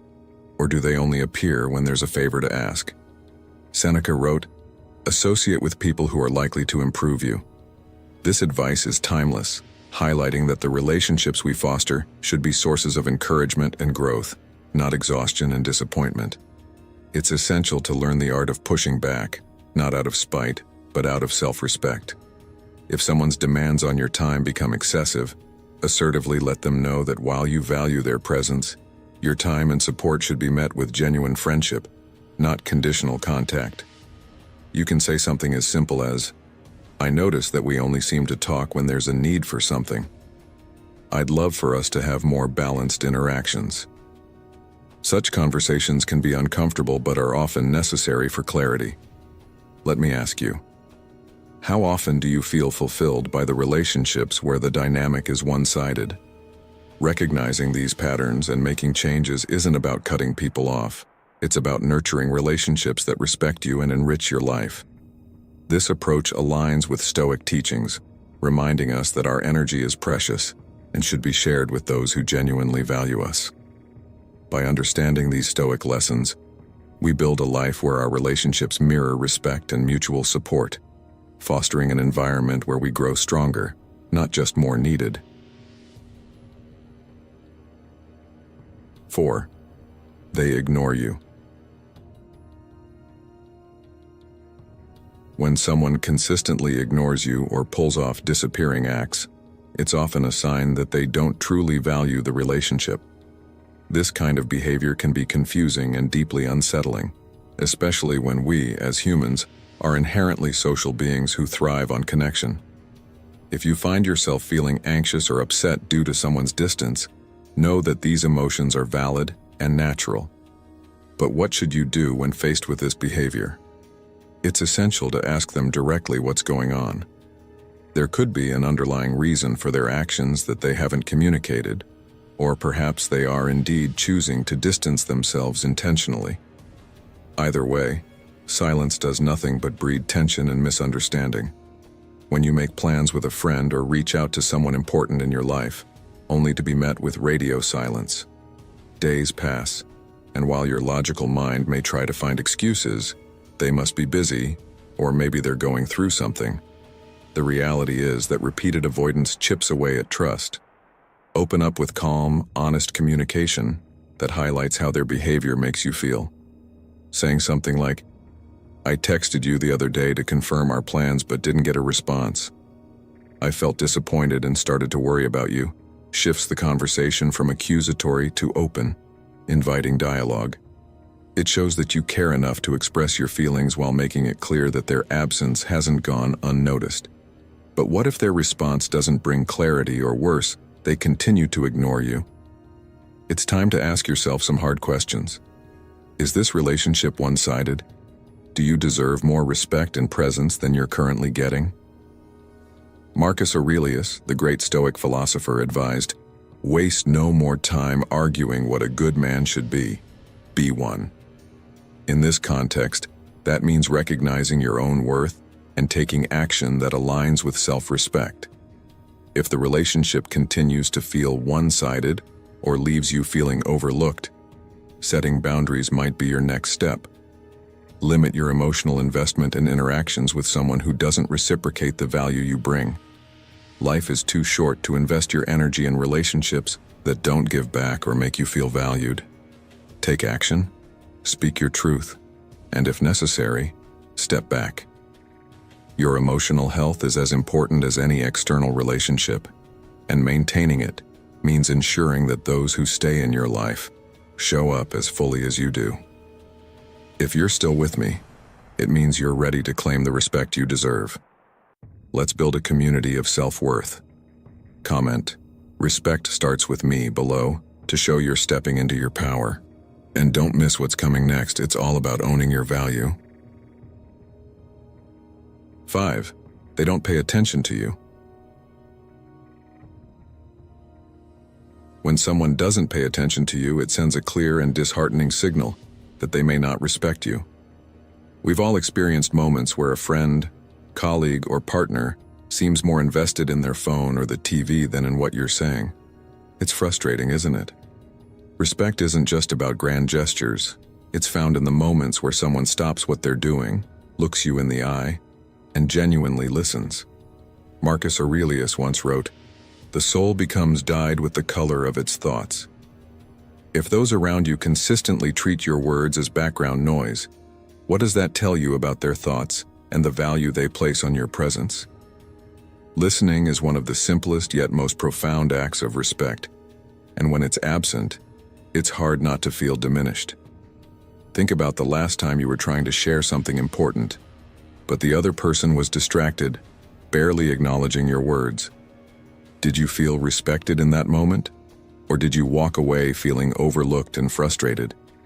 These interactions add up, and over time, they can erode your confidence and sense of connection. For some, it might be a habit they're not aware of, but that doesn't mean it should be overlooked. Open, honest communication can bridge this gap. If you find that someone you care about is constantly multitasking or avoiding eye contact, set expectations for your conversations. Let them know that you value meaningful interaction and are willing to wait until they're fully present. For colleagues or superiors, consider saying something like, "I see you're busy and I don't want to interrupt your focus. Could we schedule a time to talk?" This shows respect for their time while also making clear that your conversation deserves full attention. With friends or partners, the approach can be more personal yet just as essential. You could say, "I really enjoy spending time with you, and I want us to make the most of it. How about we set our phones aside during dinner?" Simple statements like these convey your desire for genuine connection without sounding accusatory. Stoicism teaches us to control our response to external events, but it also reminds us that we have the right to express what we need for a balanced relationship. Epictetus said, "We have 2 ears and 1 mouth so that we can listen twice as much as we speak." This timeless wisdom underlines the importance of listening not just as a skill, but as a sign of mutual respect. When you notice someone isn't paying attention, don't stay silent. Address it calmly, express your needs, and see if they're willing to make a change. If not, it might be time to evaluate how much energy you're investing in someone who doesn't value what you have to say. Respect is reflected in the small moments when someone chooses to truly be with you, undistracted and engaged. Life is short, and your time and words are worth being heard.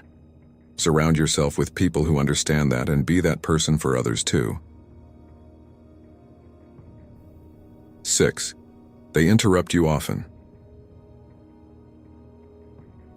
When someone interrupts you frequently, it's a clear and undeniable sign of disrespect. Consistent interruptions suggest that the person values their own voice more than yours and believes their thoughts hold more weight than yours. This behavior erodes trust and silences meaningful dialogue. As men aged 40 to 70, many of you have weathered professional meetings and personal conversations where being cut off mid-sentence leaves you feeling unimportant or dismissed.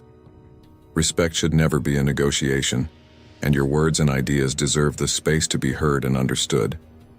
Marcus Aurelius, in his Stoic wisdom, once said, "It is the power of the mind to be unconquerable." Maintaining composure and asserting the value of your voice exemplifies this strength. Interruptions, especially in the workplace, can stifle creativity and hinder productivity. If you're constantly interrupted, it can feel like your ideas are pushed aside before they have a chance to take root. One effective strategy to reduce this behavior is to set the stage for your discussions. Begin a meeting by clearly outlining your points and when feedback will be welcomed. You might say, "I want to present my thoughts on the bamboo forest project, and will open the floor for questions afterward." This sets a respectful boundary while emphasizing that feedback is valuable at the right time. This Stoic lesson underscores the importance of preparation and structure, which can fortify your presence in any setting. In personal relationships, interruptions often carry more emotional weight. They can subtly chip away at the mutual respect that forms the foundation of strong partnerships or friendships. If you find yourself being interrupted often, approach the topic with calm and direct communication. You could say, "Sometimes I notice that I'm not able to finish my thoughts before being interrupted. I appreciate your enthusiasm, but it feels frustrating when I can't share fully." This way, you're not attacking the person, but expressing how their actions impact you. To create an environment that prioritizes listening, suggest a guideline for group conversations. Let's try focusing on listening during our talks so everyone gets a fair chance to speak. Such guidelines reflect the Stoic principle that true wisdom often begins with active listening. Now think about how many times you've been cut off during an important story or while giving advice. How did that make you feel? Perhaps undervalued or even hesitant to share again? This is where a Stoic approach shines through. While it's crucial to control our reactions, it's also important to stand up for our dignity. Epictetus reminds us, "We have 2 ears and 1 mouth so that we can listen twice as much as we speak." Use this as a reminder not just for others, but for yourself. Foster a culture of mutual respect and attentive listening in all areas of your life. Interruptions are not just rude, they erode the essence of respect that every relationship, personal or professional, is built on. When faced with frequent interruptions, don't just let them slide. Speak up with poise and set boundaries that encourage open, respectful dialogue. The lesson here is that maintaining your self-worth requires assertiveness, blended with understanding. Remember, the power of communication lies not only in speaking, but in ensuring that others listen. Take this Stoic wisdom forward in your interactions. Speak with conviction, invite listening, and know when to pause, reflect, and protect the space you deserve to express yourself fully. 7. They dismiss you and your opinions. If you ever find yourself in a situation where your opinions and thoughts are frequently dismissed, take it as a serious sign of disrespect. This can manifest in subtle, nonverbal cues like eye-rolling, smirking, or more overt acts of talking over you and disregarding your input. It's frustrating, isn't it? Being treated this way can make you question the value of your ideas, but let me remind you, your opinion has inherent worth. In moments like these, it's essential to hold your ground and assert the significance of what you're saying. In a moment in your life or work, when you spoke up with an idea that was quickly brushed aside. Maybe you were in a team meeting sharing a thought that could solve a problem, but someone dismissed it with a casual shrug or even a smirk. It stings, doesn't it? This kind of behavior isn't just rude, it chips away at your confidence over time. But here's the key. Don't let it. Repeat your point, reinforce it with reasons, and show the merits of your idea confidently. You might say, "I believe this will work, and here's why." It aligns with what we've done successfully before. In doing so, you remind both yourself and others that your voice deserves to be heard. Now, how do you navigate this when it happens in front of others? When people openly dismiss your ideas, it's easy to feel put on the spot. Instead of backing down, lean into your strengths and past achievements. Mention how your approach or insight proved valuable before, saying something like, "I exceeded expectations on our last project, and I believe we should give this approach a try." This not only affirms your point, but subtly reinforces your credibility. Stoicism teaches us to stand resilient in the face of dismissal. After all, Epictetus noted, "First say to yourself what you would be, and then do what you have to do." By projecting self-assurance, you remind others that your ideas aren't just suggestions, they're contributions worth taking seriously. In our fast-paced modern life, where meetings and conversations blend into a constant churn of voices, being heard requires both patience and a willingness to assert yourself. Respect isn't handed out. It's often earned by demonstrating that you won't be overlooked or silenced. So, when faced with dismissive behavior, take it as an opportunity to remind not just others, but yourself, that your ideas matter. The ultimate lesson here is to stay rooted in your self-belief. Stand firm, project confidence, and don't allow anyone's reaction to make you shrink. Your opinion and experiences bring unique value, and while others may not always immediately recognize that, it's up to you to ensure they do. This is one of those Stoic lessons that proves timeless. Value your voice, respect your contributions, and don't shy away from reasserting your worth when challenged. So next time someone dismisses you, remember, are you willing to let that moment define your voice? Or will you choose to reinforce the value you know you bring? 8. They don't respect your boundaries. When someone disregards your boundaries, it's a clear indication that they do not respect you. Respectful people understand the meaning of a firm no and accept it without pushing further.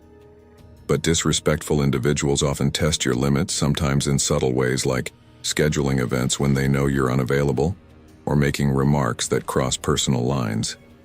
Have you ever felt pressured into attending something even after explaining why you couldn't? Or maybe someone's offhand comments have left you feeling uncomfortable, but they brush it off as a joke? These moments are not trivial. They reveal how much respect, or lack thereof, someone holds for you. As Epictetus wisely said, know first who you are and then adorn yourself accordingly. This Stoic lesson is a reminder that knowing your worth includes understanding and upholding your boundaries. It's crucial to assert your needs and clearly communicate your limits even when it feels uncomfortable. Boundaries are there for a reason.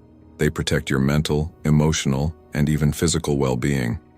At work, this could mean communicating your current responsibilities and suggesting solutions that don't compromise your workload. You might say, "I appreciate the opportunity, but I can't take on that project right now because I'm focused on launching the new product line. Can we revisit this next week?" This approach not only reinforces your boundaries, but also shows that you're thoughtful about your work and proactive about finding solutions. It's a Stoic approach to protect your energy without closing the door to future opportunities. In your personal life, expressing boundaries with sincerity yet firmness can be even more significant. Perhaps you've experienced a friend or family member who insists on plans despite knowing you're exhausted or stretched thin. Addressing it with honesty is vital. "I'd love to spend more time together, but I'm really too tired this week. How about we plan something for next week?" This ensures you're taking care of yourself while still showing consideration for the relationship. When you set boundaries and others continue to push against them, it's a clear sign they value their own needs over yours. Boundary setting is an act of self-respect, and standing by those boundaries teaches others how to treat you. Seneca once said, "No man is free who is not master of himself." This Stoic lesson reinforces that being in control of your own decisions, including saying no, is what leads to true freedom.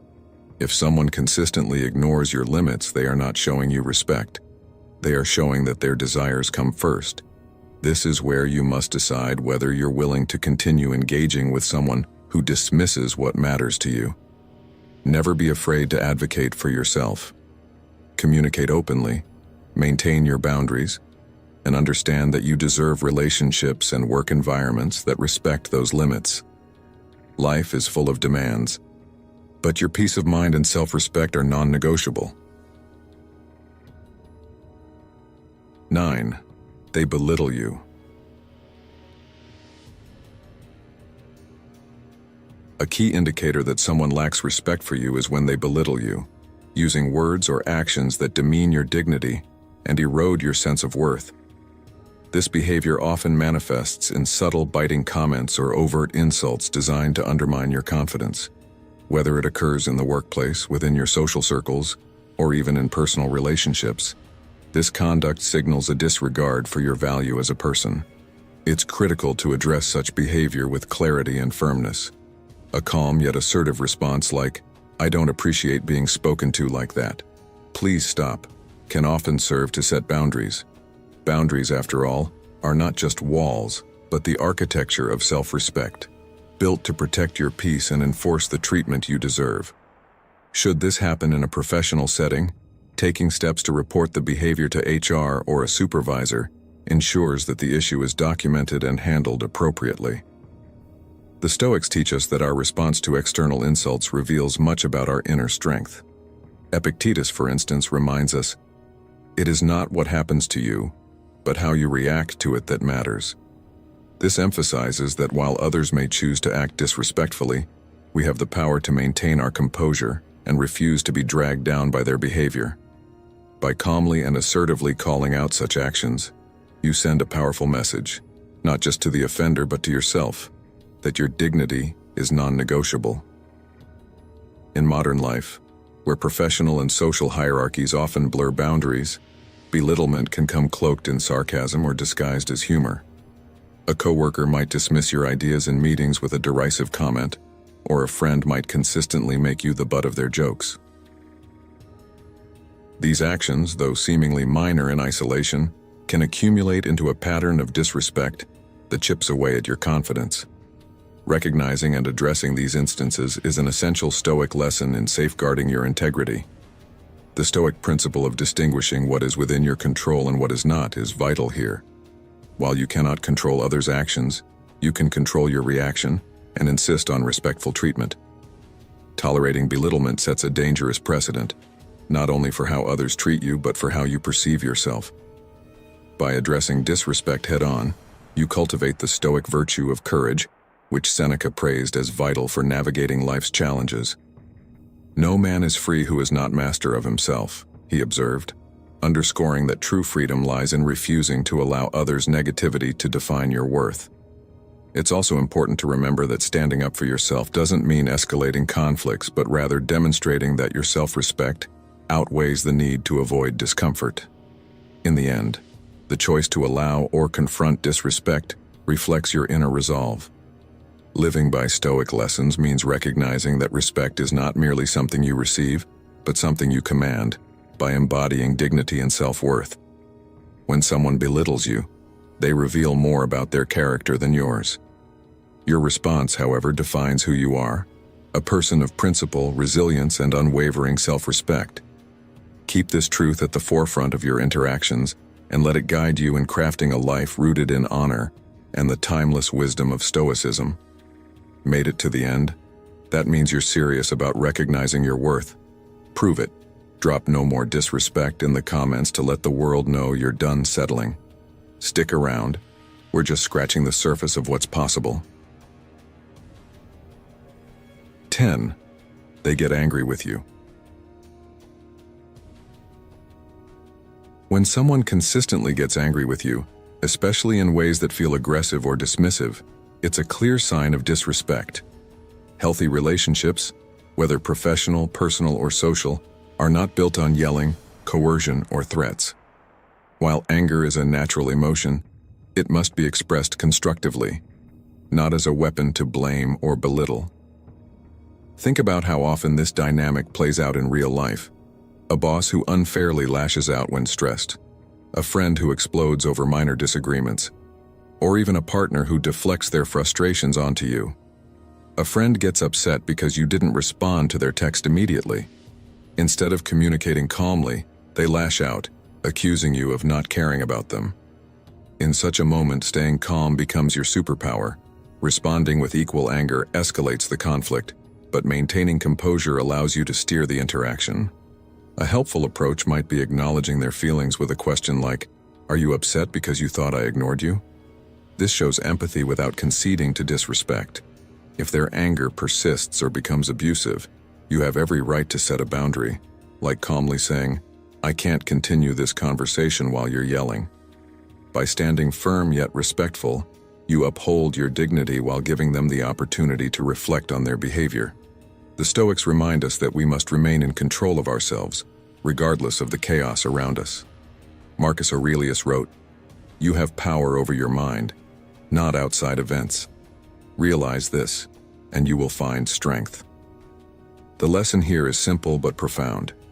You can't control someone else's anger, but you can control how you respond to it. If the disrespect becomes a pattern, however, it's essential to take action.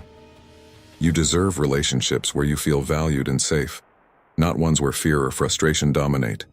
Walk away from those who persistently disregard your boundaries, knowing that others will honor and respect you. Thank you for taking the time to listen and reflect with me on the signs of disrespect in relationships. I hope these insights not only help you recognize these behaviors, but also empower you to protect your worth and stand firm in the respect you deserve. Life is a journey of constant learning and growth, and how we respond to disrespect is an opportunity to become stronger and build a more resilient version of ourselves. So, what do you think? Did any of the stories or advice resonate with you? Don't hesitate to share your thoughts, your own experiences, or even ask questions so we can continue this conversation together. Remember, every moment you choose to respect yourself, you not only affirm your own value, but also inspire others to do the same. I can't wait to see you in the next episode, where we'll dive deeper into Stoic lessons and explore how to use them to craft a life of meaning and purpose. Stay strong, and may you always find peace within yourself.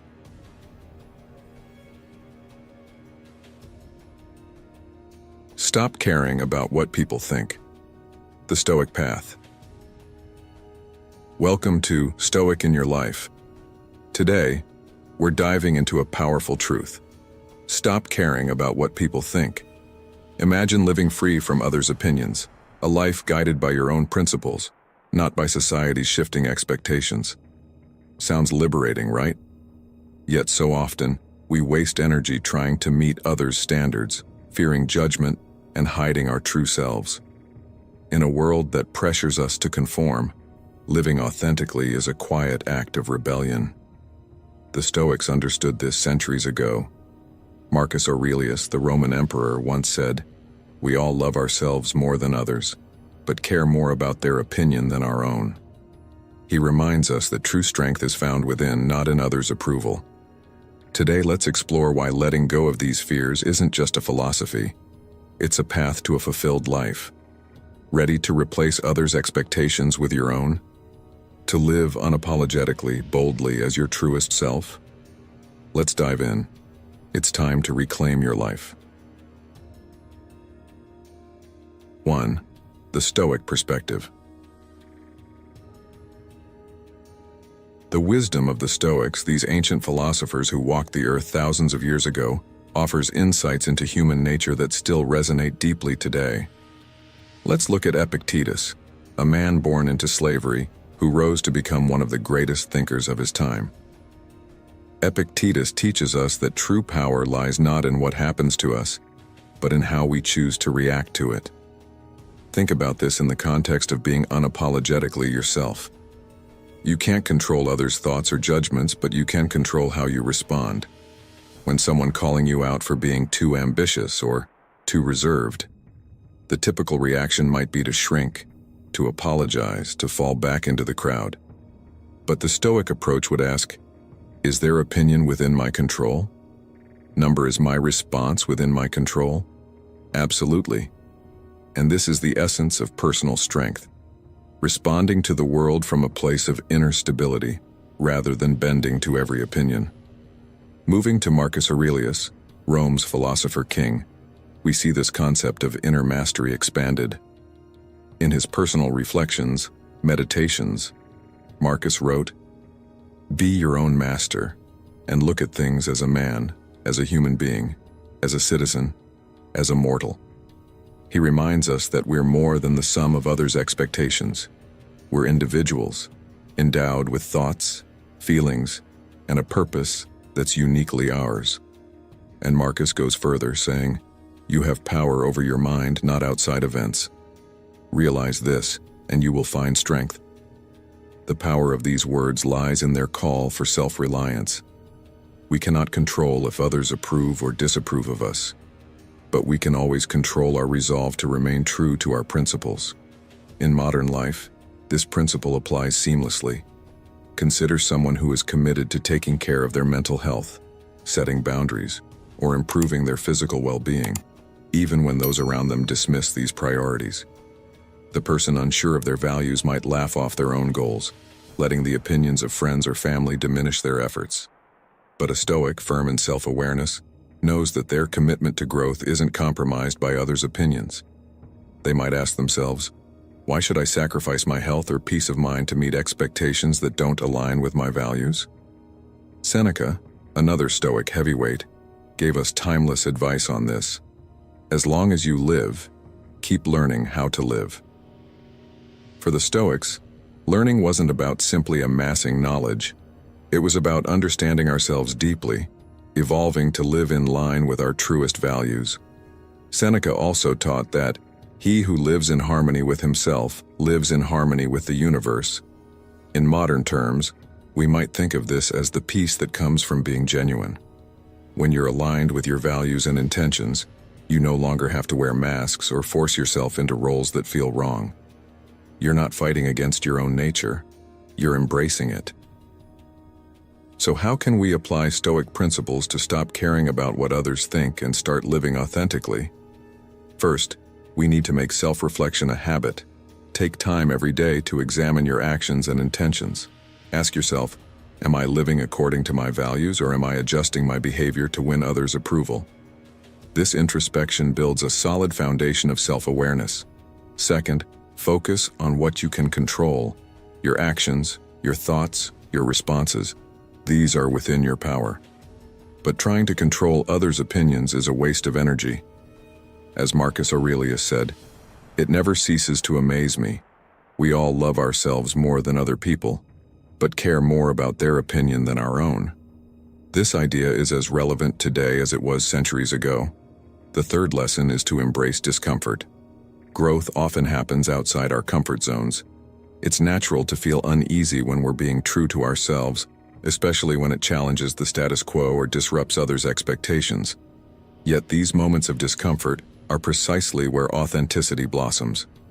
By enduring criticism or misunderstanding, we strengthen our commitment to our values. Fourth, practice indifference to criticism. Remember, not everyone will appreciate the real you, and that's okay. When we accept this, we free ourselves from the burden of people-pleasing. Being yourself doesn't mean disregarding others' feelings, it means having the courage to stand by your convictions. Finally, live according to nature. In Stoic terms, this doesn't mean abandoning society to live in the woods. It means understanding your nature, your strengths, weaknesses, values, and passions, and aligning your life with these truths. When you do this, you no longer need to apologize for who you are. Instead, you find a sense of harmony that comes from being in sync with your authentic self. Being unapologetically yourself isn't about being inflexible or ignoring others.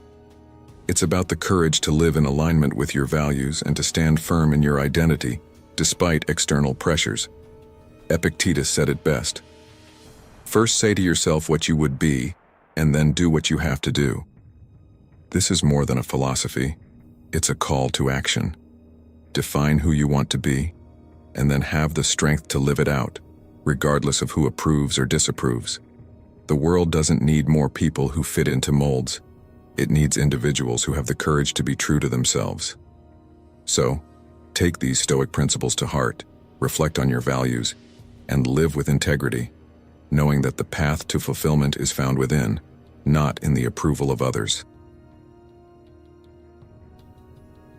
2. Eastern Philosophy Insights. In reflecting on Stoic wisdom and Eastern philosophy, we uncover a powerful truth that bridges East and West. Authenticity is a timeless key to living well. Imagine for a moment the calm confidence that would come from living without apology, rooted in your true self. Marcus Aurelius, a Stoic philosopher, once said, "You have power over your mind, not outside events. Realize this, and you will find strength." This resonates with us today as we navigate the pressures and opinions of the modern world. Let's turn to Eastern philosophy for insight. In China, Confucius emphasized sincerity as part of a perfect life, suggesting that to be true to oneself is essential to virtue. He said, "To practice 5 things under all circumstances constitutes perfect virtue: gravity, generosity of soul, sincerity, earnestness, and kindness." Confucius doesn't just talk about acting virtuous. He speaks to a deeper inner truthfulness, urging us to live honestly with ourselves and others. Without self-awareness, he warns, true knowledge is impossible. This insight touches on a crucial part of the journey to authenticity: knowing yourself deeply. How can we be unapologetically ourselves if we don't know who we truly are? For Confucius, understanding what we know and acknowledging what we don't is a powerful act of self-awareness, allowing us to shed pretense and stand firmly in our own reality. In Taoism, Lao Tzu offered a simple yet profound statement. When you are content to be simply yourself and don't compare or compete, everyone will respect you. This Taoist principle calls us away from the endless, exhausting race of comparison and competition. Consider how often our dissatisfaction and insecurity come from measuring ourselves against others. Lao Tzu reminds us that peace and respect are found in embracing our uniqueness and letting go of the need to prove ourselves. Think about the energy you'd save and the peace you'd gain by focusing solely on being true to yourself, rather than constantly keeping score with the world around you. Are we willing to give up this tendency to compare and instead find strength in our distinct path? Moving to Japan, we find the Zen Buddhist practice of mindfulness, which is rooted in the concept of shoshin, or beginner's mind. Shoshin encourages approaching life with openness, curiosity, and a willingness to see without the bias of prior judgments or rigid self-concepts. Being unapologetically yourself requires dropping the masks, the false identities, and meeting the world with an honest, open heart. How many times do we put up walls or hide behind roles to feel accepted? Zen reminds us that true authenticity means being present in each moment as we are, without needing to defend or justify ourselves. Further into Japanese philosophy, the Bushido Samurai Code speaks to the virtue of makoto, or sincerity, teaching that real strength lies in authenticity, not in pretense or deception. The samurai lived by this code as a matter of honor, finding power not in hiding who they were, but in fully embracing it. This echoes the Stoic call to live consistently with our values. When we act with sincerity, without pretending or hiding, we build an unshakable inner strength. Think of the confidence and resilience that come from knowing that what others think doesn't diminish who we are or our worth. Have you felt that strength in moments of true sincerity, when you allowed yourself to be fully you, without apology? Eastern and Western philosophies converge on this universal truth. Authenticity is a source of power. They teach us to practice self-awareness, presence, and sincerity, urging us to stop comparing, competing, and adjusting ourselves to fit molds that are not our own. This wisdom is timeless, but how can we integrate it today? One way is to cultivate daily self-reflection. The Stoics and Confucius both valued this practice. By spending just a few moments reflecting on whether we lived according to our own principles, we start to see where we're aligning with ourselves and where we might be apologizing for who we are. Are we following our values, or are we still catering to the opinions of others? Another approach is to let go of comparison. As Lao Tzu advises, finding contentment within ourselves eliminates the need to measure up to others. Each time we catch ourselves comparing, we can pause, redirect that energy inward, and remind ourselves that our worth isn't defined by anyone else. Finally, we can practice shoshin by approaching situations with curiosity and openness, rather than being trapped in old, limiting self-concepts. This means showing up fully, as we are, and not as the person we think we need to be. The Japanese saying, "The nail that sticks out gets hammered down," might feel like a warning, yet it also reminds us that those who stand out, who live true to themselves, are often the ones who make a lasting impact. Yes, choosing authenticity can bring criticism or resistance, but it's also the path to living a life that's genuinely yours, one that fulfills you from within. So I ask you, are you ready to stop apologizing and start standing firm in who you are?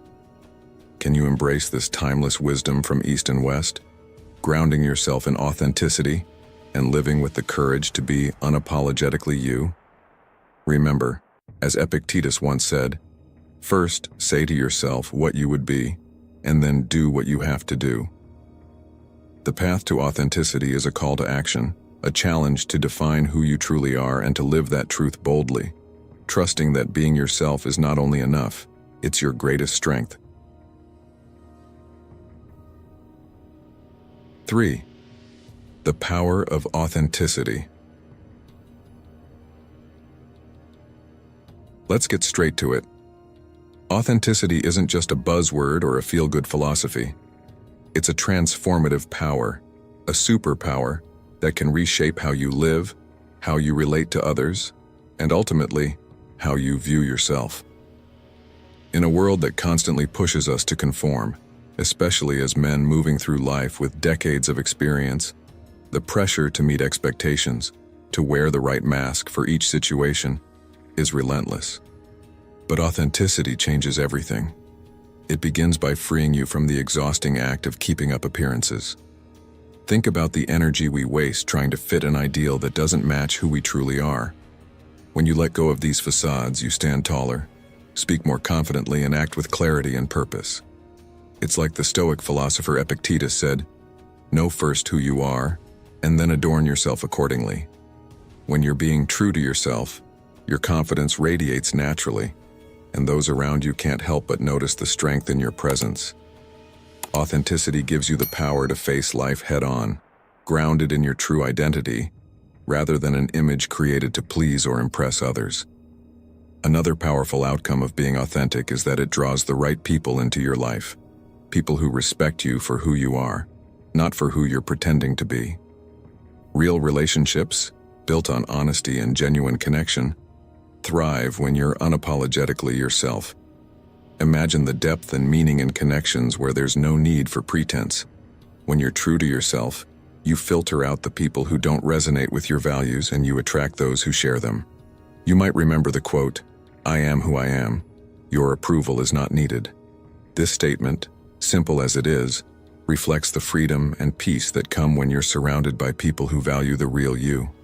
Building a life around authentic relationships not only strengthens personal bonds, but also reinforces self-respect, because you're no longer seeking validation from the wrong places. You're not trying to mold yourself to fit someone else's expectations. You're standing firm in your own truth, and that's a powerful foundation for any relationship.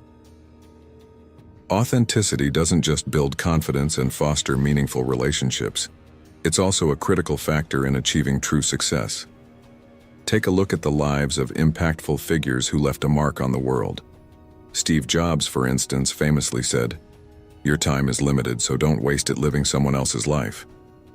He didn't change the world by following the crowd. He pursued his unique vision, and by doing so, reshaped an entire industry. This isn't about career success alone. It's about living in alignment with your personal purpose, following your passions, and leveraging your unique strengths.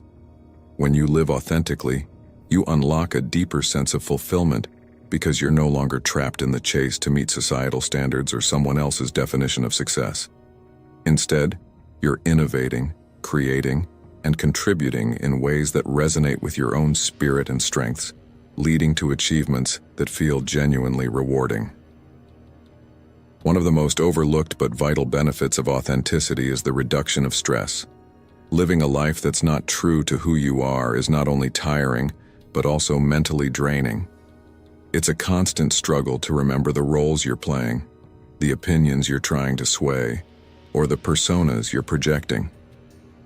Brené Brown perfectly captures this when she says, "Authenticity is the daily practice of letting go of who we think we're supposed to be and embracing who we are."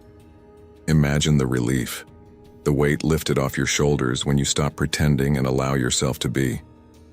This daily practice of authenticity is liberating because it allows you to approach life with a sense of ease, without the anxiety of living up to someone else's ideals. There's a significant freedom in letting go, in releasing yourself from the idea that you need to be something other than who you truly are. In a society where every flaw is scrutinized, allowing yourself to be vulnerable, to be fully human, is a courageous act that frees you from unnecessary stress. Living authentically leads to a deeper level of self-respect. It's about valuing your own opinions, your own judgments, over the fleeting and often contradictory opinions of others. As Marcus Aurelius, the philosopher king, once said, "I have often wondered how it is that every man loves himself more than all the rest of men, but yet sets less value on his own opinion of himself than on the opinion of others." In other words, why do we place so much weight on others' judgments when, deep down, we know ourselves best? When you're unapologetically yourself, you reclaim your power. You say, "My opinion of myself matters more than anyone else's." This shift is transformative. It's not about disregarding others. It's about understanding that your self-worth doesn't hinge on external validation. You stand as your own source of value, your own benchmark of worth. Let's be honest, authenticity is not easy. Society bombards us with messages telling us how to look, how to act, and how to live. Social media amplifies this, filling our screens with curated, filtered lives that can make us feel like we're constantly falling short. But here's the truth. You don't have to fit anyone else's mold to be valuable. You are allowed to be, as the saying goes, both a masterpiece and a work in progress simultaneously. Authenticity isn't about achieving perfection. It's about embracing your imperfections as part of your unique identity. You don't need to apologize for being a work in progress because that's what makes you human. You don't need to apologize for being different because that's what makes you you. The Stoics, the philosophers, the visionaries, they all understood that authenticity is more than just a virtue. It's a path to freedom, to purpose, and to true fulfillment. The power to live this way is in your hands, but it requires a choice, a daily commitment to be real in a world that often celebrates the superficial. Choose authenticity. Choose self-respect. Choose to be the person who lives on their terms. As you navigate life, remember the words of Epictetus. First say to yourself what you would be, and then do what you have to do. This is the Stoic path, and it's also your path. The path to a life lived with strength, confidence, and true integrity. 4. The masculine art of unapologetic living. Next, let's dive into what it truly means to live as a man of integrity in today's world. Being unapologetically yourself goes far beyond self-expression. It's a testament to your inner strength and conviction.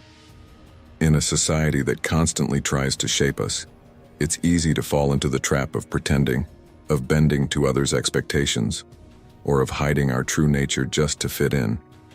But authentic masculinity rejects these masks. As Theodore Roosevelt said, "It is hard to fail, but it is worse never to have tried to succeed." Think about it.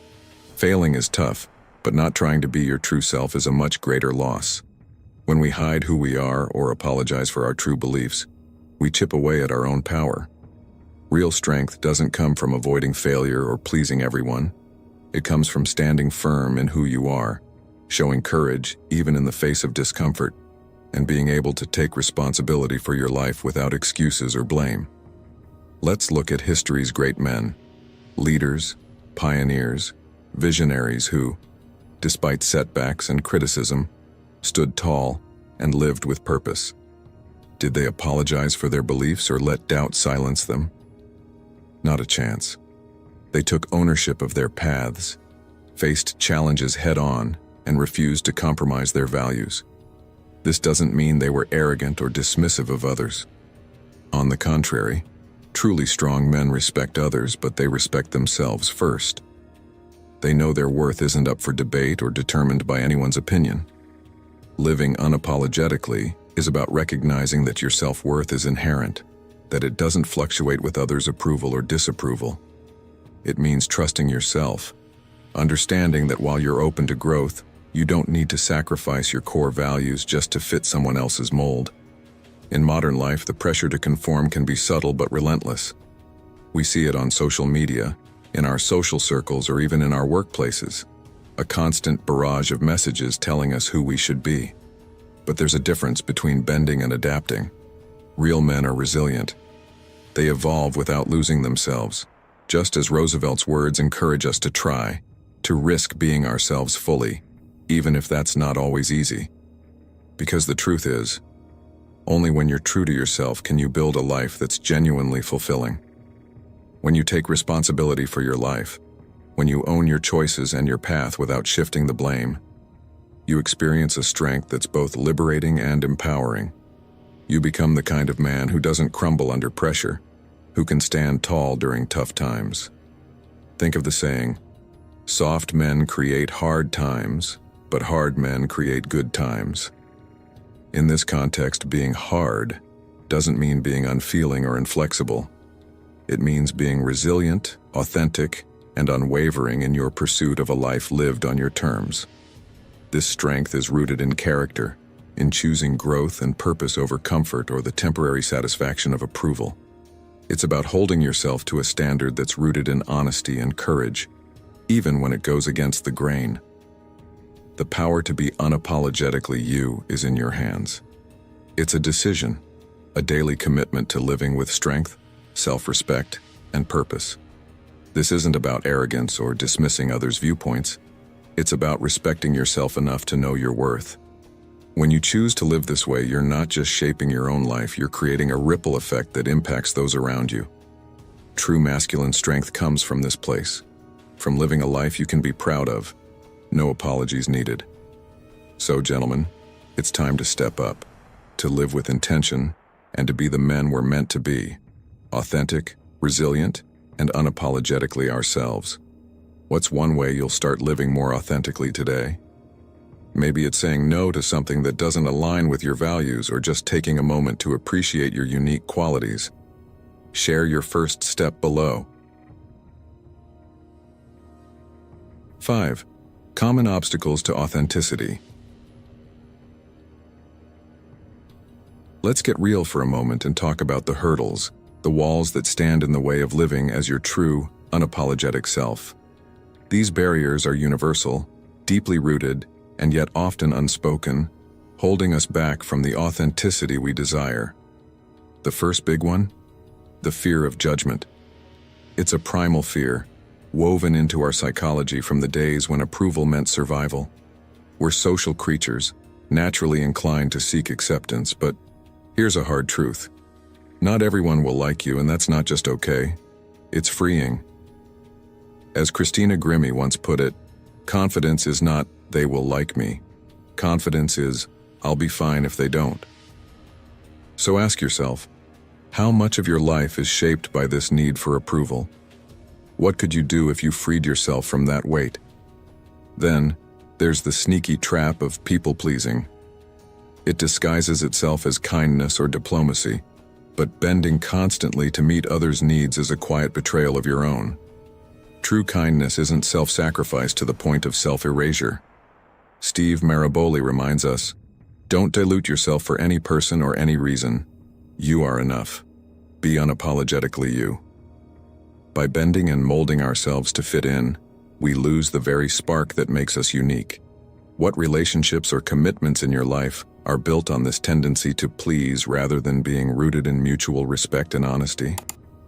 Imposter syndrome is another beast that creeps in, telling you that you're not enough, not smart enough, not skilled enough, not deserving enough.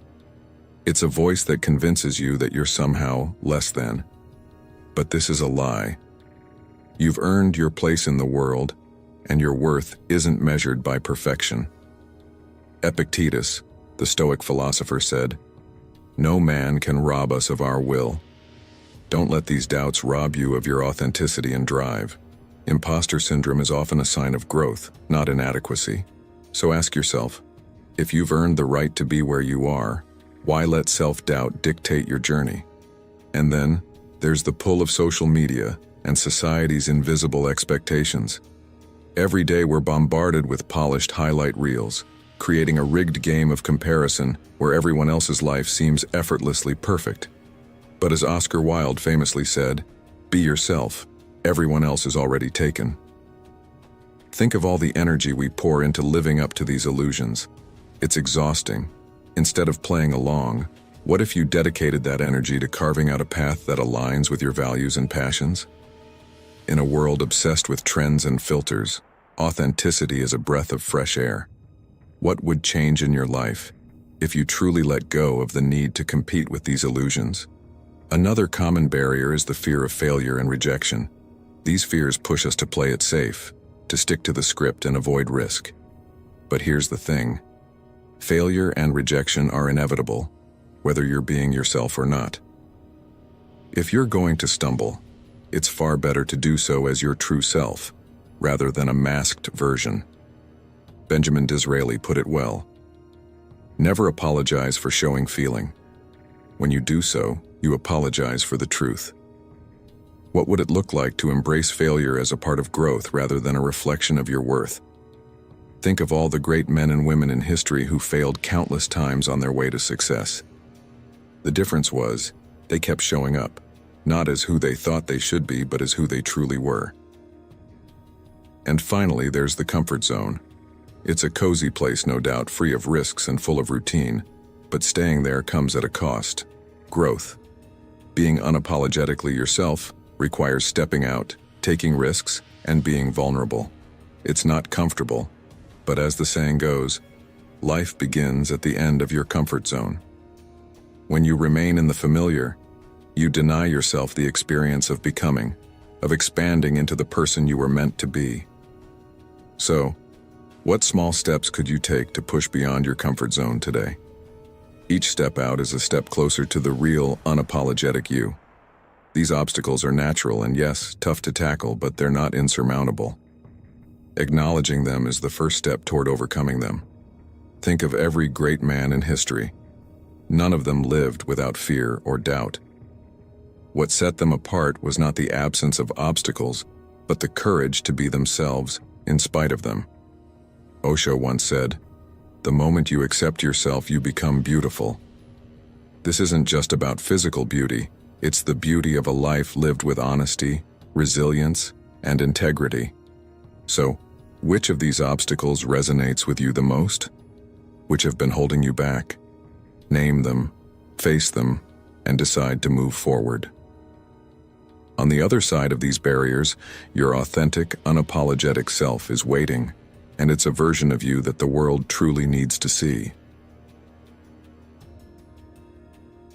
6. Strategies for unapologetic living. Now is the moment to dive into practical strategies that bring unapologetic living from theory into action. This is about more than lofty ideas. It's about taking intentional steps toward being your truest self without compromise. To begin, we have self-reflection. Getting real with yourself starts with brutal honesty.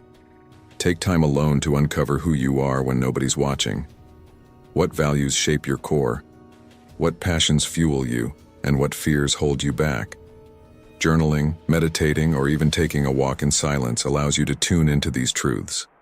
Seneca's wisdom resonates here. As long as you live, keep learning how to live. Self-knowledge is your anchor. Without it, you'll struggle to stay true to yourself. Next, set boundaries. Recognize that your time, energy, and values are precious. They're not for others to take at will. Learning to say no firmly, without guilt, is essential to honoring yourself. Boundaries aren't about rejecting people but respecting your limits. Think of the saying, "No is a complete sentence." When you respect your boundaries, others will respect them too. Protecting your space is an act of self-respect and, in turn, makes space for genuine connections with those who appreciate you as you are. Another key step is practicing radical honesty.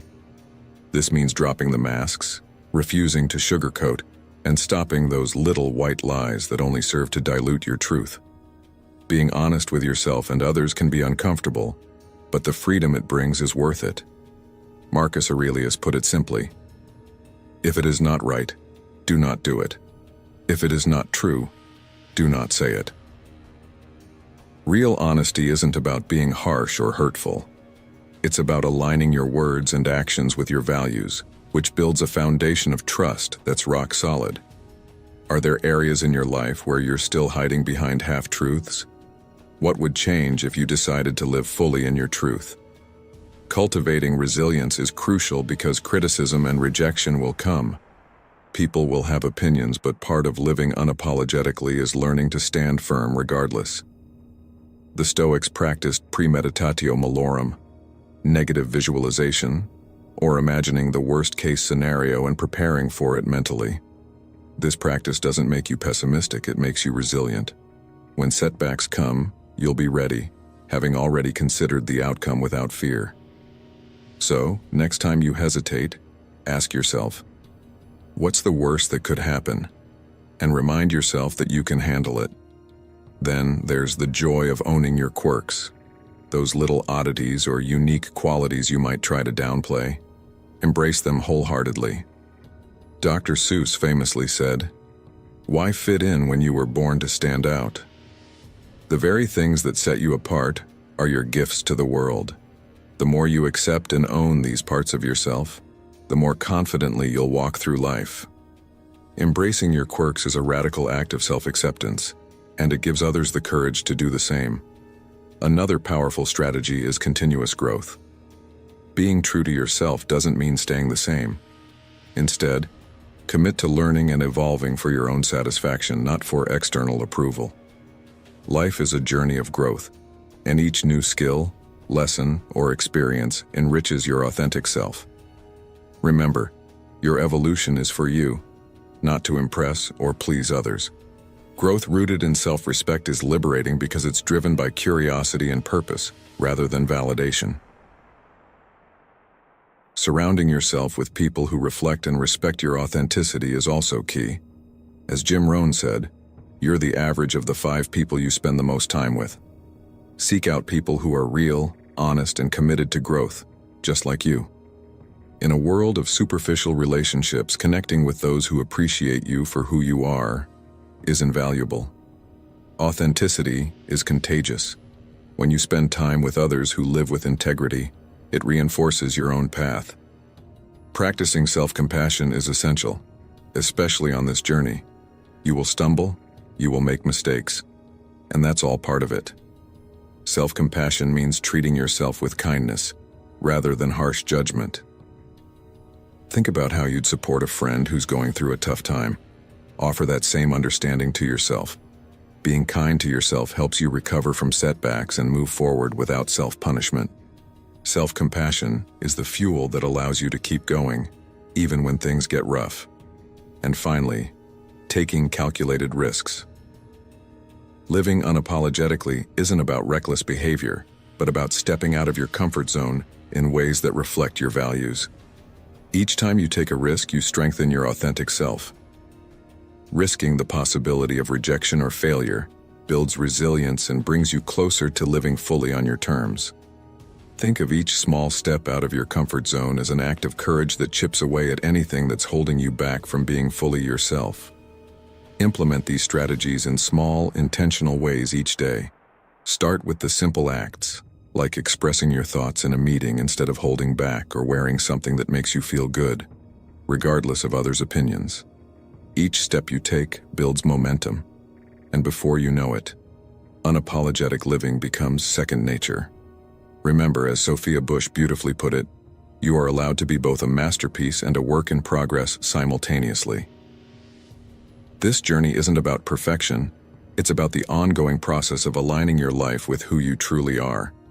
So, which strategy will you begin with today? How will you choose to show up as your authentic self in a way that's meaningful to you? The choice is yours, and each day you have the opportunity to make it count. Your authenticity is your greatest asset. The world needs the real you, unapologetically, unequivocally, and uncompromisingly.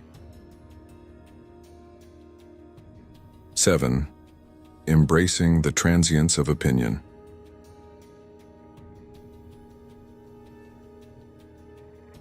In the journey of life, one of the greatest obstacles we face is our concern with what others think of us. It's an ancient dilemma that still tugs at our hearts and shapes our actions today. The Stoic philosophy, with its profound wisdom, offers a pathway to free ourselves from this needless burden by embracing the impermanence of opinion. To understand this, think about the ever-changing nature of human thought. What someone praises today, they might criticize tomorrow. Their opinions are influenced by countless external factors: emotions, new experiences, changes in belief, or even just the passing of time. Marcus Aurelius, the revered philosopher-emperor, captured this insight perfectly when he wrote in Meditations, "Everything we hear is an opinion, not a fact. Everything we see is a perspective, not the truth."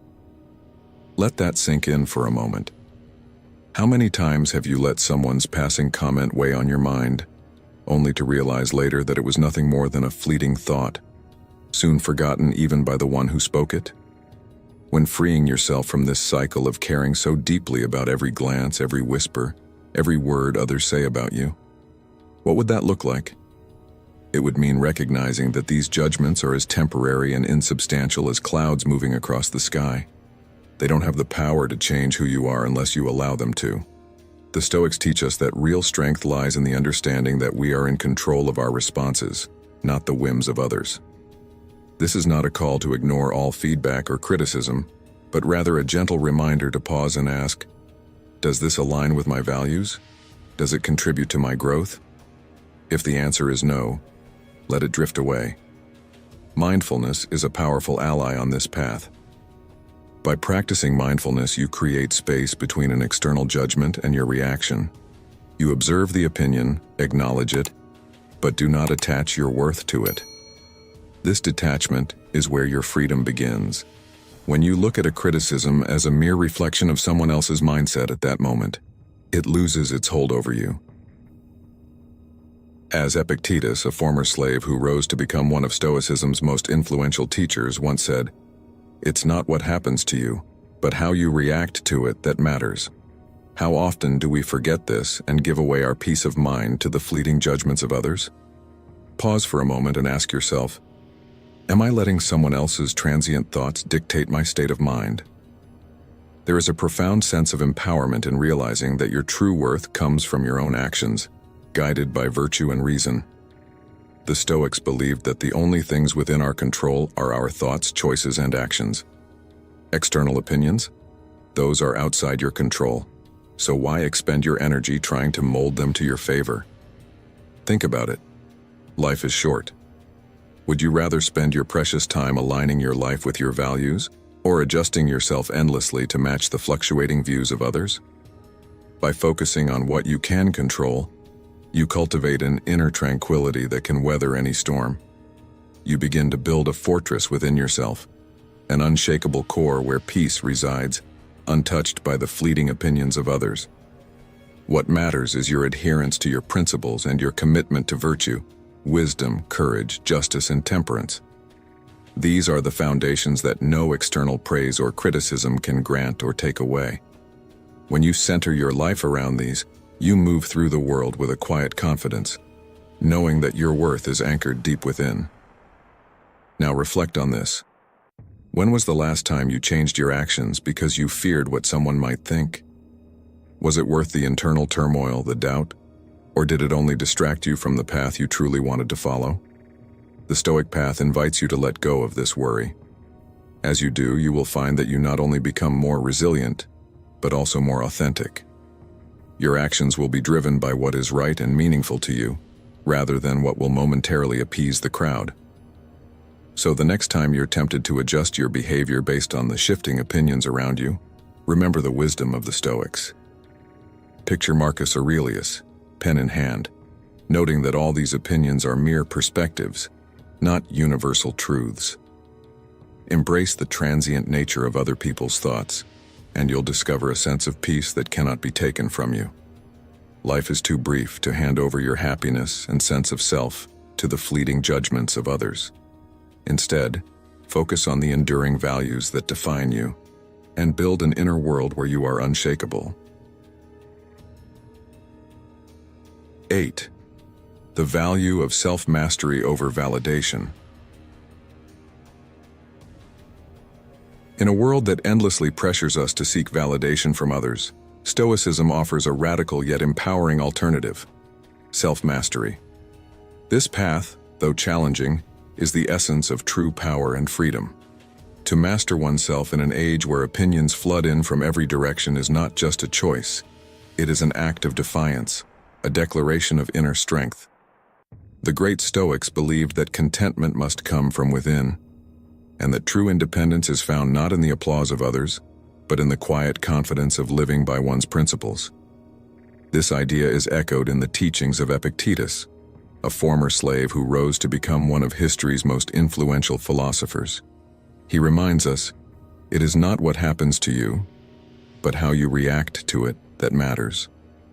If we take his words to heart, we see that the stress we feel over others' opinions is not because of their judgments, but because of how we interpret their significance. Reflect on this for a moment. How often do you catch yourself tailoring your actions or thoughts to fit the mold others expect? If you're always adjusting to meet someone else's view of success, strength, or integrity, you're effectively giving them the power to define you. The Stoics teach that this power should rest only in your own hands. When you cultivate the mindset that your opinion is the one that truly counts, you liberate yourself from the chains of seeking validation. Seneca, another master of Stoic philosophy, once said, "You have power over your mind, not outside events. Realize this, and you will find strength. With this perspective, self-mastery becomes more than an ideal. It becomes a compass guiding your every decision and action. Achieving self-mastery requires dedicated practice. It is about building habits that enhance your resilience, discipline, and integrity. Start by engaging in daily self-reflection. The Stoics were known for their practice of nightly self-review, where they would mentally walk through the day's events and examine their responses and choices. This isn't about self-criticism. It's about honest self-assessment. Ask yourself, did I act in line with my values today? Did I let the opinions of others dictate my actions? This small act of introspection fosters a deeper understanding of who you are and strengthens your commitment to living by your standards, not someone else's fleeting approval. Virtue, the cornerstone of Stoic life, must also be at the center of your pursuit of self-mastery. Wisdom, courage, justice, and temperance are not just lofty ideals. They are actionable traits that guide how you navigate daily challenges. Picture a moment in your life when you stood firm by your principles despite criticism or doubt. What did that moment teach you? The Stoics believed that these virtues are internal treasures, unassailable by any external force. Marcus Aurelius wrote in Meditations, "If you are pained by any external thing, it is not this thing that disturbs you, but your judgment about it." Your sense of worth must come from embodying these virtues, not from others' acknowledgement. Once you ground yourself in these core values, you'll find that the need for validation gradually diminishes, replaced by a sense of peace that is both profound and unshakable. It's important to acknowledge that this path is not easy. The urge to seek external validation is deeply ingrained, reinforced by years of social conditioning and personal experiences. But every time you choose not to bend under the weight of someone else's judgment, you are fortifying your inner resolve. Think of this as building an inner citadel, a place where your mind is secure and steady. In this fortress, shaped by your own dedication to virtue and self-mastery, you remain indifferent to the fluctuating opinions of the world. This doesn't mean you become detached or uncaring. Rather, it means you become discerning. You learn to accept constructive feedback that aligns with your principles and dismiss the rest as noise. Consider how this approach could shift your perspective in your relationships, career, or community. Would you make decisions differently if you knew you could rely solely on your internal compass? Would you have the courage to pursue what truly matters to you, knowing that your worth isn't determined by the nods or criticisms of others? Remember, the goal isn't to become impervious to others' input, but to reach a point where you can take what is useful and discard what is not, all without compromising your integrity. Self-mastery and independence from validation are journeys worth pursuing, especially for men who have spent decades navigating the expectations of others. It is a path that transforms how you show up in the world, allowing you to live with an unwavering sense of purpose. As you embrace the Stoic path, you build a life aligned with values that matter most to you. This is how you stop caring about what others think and start living authentically, rooted in the wisdom that your actions, guided by virtue and reason, are what truly define you. If you've made it this far, you're on the path to true inner freedom. Drop a comment saying, "I choose my own path," to show your commitment to embracing the Stoic way and letting go of others' opinions. Stay tuned. Your journey to unwavering peace has just begun. 9. Practical applications. All right, let's get into some practical ways to live unapologetically, to truly embody what it means to be authentic in every part of your life. These exercises aren't just nice ideas. They're habits that, if practiced consistently, can help you drop the masks and embrace who you are without hesitation. Start with a daily authenticity check. Each morning, ask yourself, what's one way I can show up more authentically today? It might be sharing an opinion you'd normally hold back, taking time for a hobby you love but have neglected, or simply letting your true personality shine through. At the end of each day, reflect on how that felt. Was there a sense of freedom, or perhaps some resistance. This daily check-in helps you align more and more with your true self each day. Next up is the no challenge. For a week, say no to requests, invitations, or obligations that don't match your values or goals. This isn't about becoming difficult, it's about honoring your boundaries. Saying no when necessary conserves your energy, increases self-respect, and reinforces your priorities. Notice how it feels to make choices that honor your true self, and watch how your energy changes when you're not overextending yourself for the sake of others. Then there's authenticity journaling. Take just 10 minutes a day to write freely, without filters or judgments. Let your pen reveal what's on your mind, what's in your heart. There's something freeing about putting thoughts to paper without the need to impress or censor. This raw, unedited journaling practice will help you connect with your real thoughts and feelings, often revealing aspects of yourself you hadn't fully recognized before. Try the mirror exercise next. Each day, spend a full minute looking yourself in the eye in the mirror. It might feel uncomfortable at first, but ask yourself, can you meet your own gaze with acceptance? Can you acknowledge both your strengths and flaws without flinching? This exercise can be deeply powerful, building a sense of inner respect and self-acceptance that's essential for living unapologetically. When you're able to truly face yourself, it becomes easier to face the world. Authentic communication is another powerful practice. In your next conversation, practice speaking your truth with kindness and honesty. Avoid people-pleasing, dodging, or offering white lies. By doing this, you'll see how genuine communication shifts the quality of your interactions. Real, honest dialogue not only deepens your relationships but also reinforces your sense of integrity and truth. Take time for a values audit as well. List your top 5 values, principles that define what matters most to you. Then look at your recent decisions and actions. Are they aligned with these values? If not, what needs to shift? Aligning your choices with your core values is foundational to living unapologetically and helps ensure you're not compromising on what truly matters to you.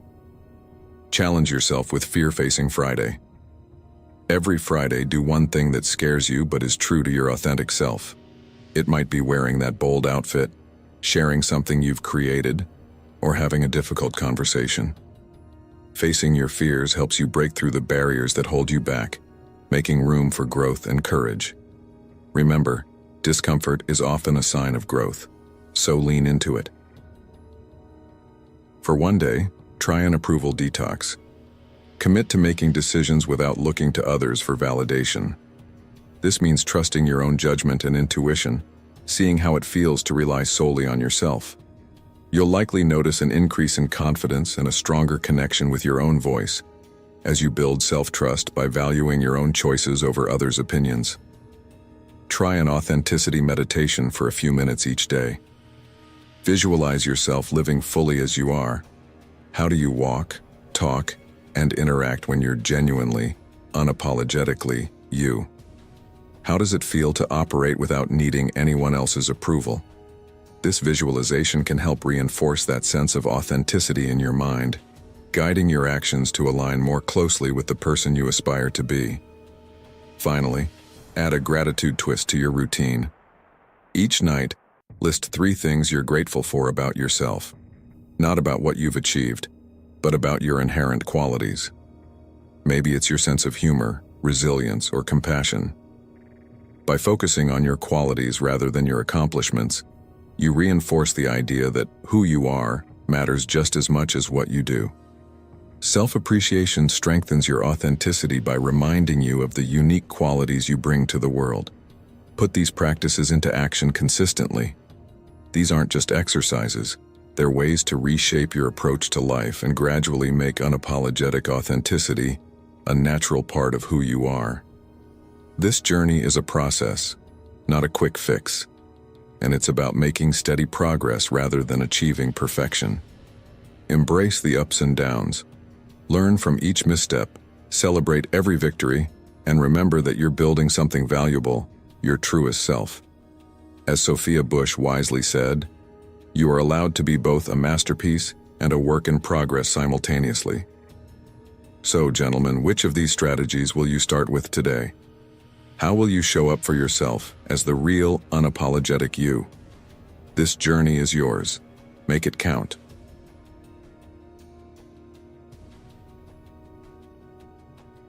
Thank you for staying with me until the end of this journey into the heart of Stoicism and the power of living authentically. If this resonated with you, don't stop here. Take these lessons and make them part of your daily life. Remember, your strength comes from embracing who you are without seeking validation from others. Let the wisdom of Marcus Aurelius guide you. You have power over your mind, not outside events. Realize this, and you will find strength. If you found value in this video, please give it a like, share it with others who could benefit from this message, and don't forget to subscribe to Stoic in Your Life for more empowering content. Hit that notification bell so you won't miss any of our upcoming videos that will help you walk the Stoic path. Your journey to inner freedom and unwavering confidence has just begun. Let's continue it together.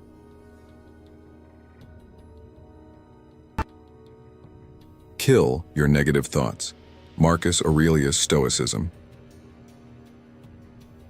85% of people struggle with negative self-talk at some point in their lives, a silent enemy that holds us back from reaching our true potential. How many dreams have you abandoned, not because the world stopped you, but because your own thoughts did? It's time to take control. Welcome to Stoic in Your Life, where today, we're diving into killing your negative thoughts through the wisdom of Marcus Aurelius and Stoicism. Negative thinking isn't just a bad habit. It's the chain keeping you anchored to fear, doubt, and self-sabotage. But the Stoics believed in a simple truth. While we can't control the world, we can control how we perceive it. In this video, I'll show you practical Stoic tools to silence your inner critic and transform your mindset. Tools like rational detachment, reflection, and virtue-based thinking. If you're ready to stop being a victim of your thoughts and start living with clarity and courage, stick around. Let's begin this journey together. 1. Negative thinking. Negative thinking is not just a fleeting bad mood or a minor inconvenience. It's a pervasive habit that can seep into every aspect of your life, influencing how you feel, the decisions you make, and the relationships you build. It's the voice that tells you you're not good enough, that you'll fail before you even start, or that others have something you lack. At its core, negative thinking is a pattern of interpreting events and challenges in the worst possible light, often undermining your confidence and self-worth. The Stoics understood this problem deeply and left us with a powerful framework to tackle it.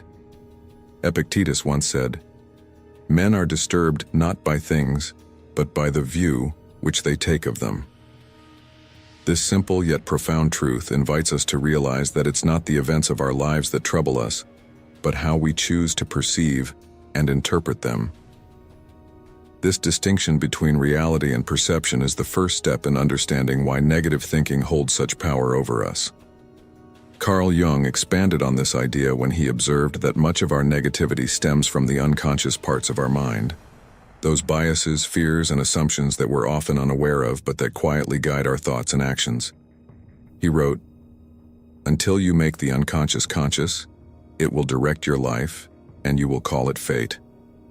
In other words, the negative thoughts that dominate your mind are not immutable truths. They're patterns that can be brought into the light, examined, and changed. Think of it as clearing the fog from a mirror. You begin to see your reflection as it truly is, not distorted by doubt or fear. In daily life, perhaps you've hesitated to take a bold step in your career, like applying for a promotion or launching your own business. Negative thinking kicks in. What if I fail? What if I'm not good enough? What if everyone sees me as a fraud? These thoughts act like an anchor. No matter how hard you work, you're held back by the belief that failure is inevitable. It's as if you're rowing a boat furiously while still tethered to the dock. This mental trap prevents you from even trying, and over time, it erodes your confidence further. But what if you paused and questioned those thoughts? Are they grounded in reality, Or are they stories you've unconsciously told yourself? Marcus Aurelius often reflected on the nature of thoughts in his meditations, urging himself to dismiss those that were irrational or unhelpful. He understood that mastering your thoughts is key to mastering your life. The roots of negative thinking often lie in experiences from our past, our upbringing, societal messages, or moments of failure and rejection. A child who grows up hearing they're not smart enough or capable enough can carry those words into adulthood, where they subtly influence every decision and interaction. Aristotle's wisdom is relevant here. We are what we repeatedly do. Excellence, then, is not an act but a habit. If we repeatedly think negatively, we cultivate a habit of viewing ourselves and the world through a lens of limitation. The good news is that habits can be broken. By challenging and replacing negative thoughts with constructive ones, we can start to rewrite the narrative of our lives. But as Marcus Aurelius reminds us, you have power over your mind, not outside events. Realize this, and you will find strength. You can't control what others post or how society defines success, but you can control how you interpret and respond to these messages. Instead of seeing someone else's success as evidence of your failure, view it as proof of what's possible when effort meets opportunity. Negative thinking is also reinforced by our own setbacks. Every failure, every rejection can feel like confirmation of our worst fears. But here's the thing: failure is not final unless you let it be. Each stumble is an opportunity to learn and grow, not a verdict on your worth. Plato's insight is invaluable here. Reality is created by the mind. We can change our reality by changing our mind. When you challenge the narrative that failure defines you, you begin to see it for what it truly is, a stepping stone rather than a roadblock. To combat negative thinking, Stoicism offers practical tools. One such tool is critical self-reflection. By identifying and questioning the validity of your negative assumptions, you create space for more constructive and empowering thoughts. Start by writing down recurring negative thoughts. For each one, ask yourself, is this based on fact or assumption? And how can I reframe this thought in a way that's helpful? Over time, this practice helps you develop a habit of thinking clearly and rationally. Another tool is gratitude. By focusing on what you have rather than what you lack, you shift your perspective from scarcity to abundance, which naturally weakens the grip of negativity. Negative thinking is not an unchangeable truth. It's a habit, and like any habit, it can be reshaped. By challenging your thoughts, questioning their origins, and replacing them with reasoned and constructive beliefs, you take back control of your mental landscape. This isn't just about coping with negativity, it's about thriving despite it. The Stoics understood that by mastering our thoughts, we master our perceptions, and by mastering our perceptions, we master our lives. So ask yourself, what stories am I telling myself? And are they helping me become the person I want to be? The power to change your mind and ultimately your life is already within you. It begins with a single choice: to see your thoughts not as facts but as opportunities for growth, resilience, and self-discovery. 2. Overcome fear. Fear is an integral part of our human experience, a protective mechanism designed to keep us safe.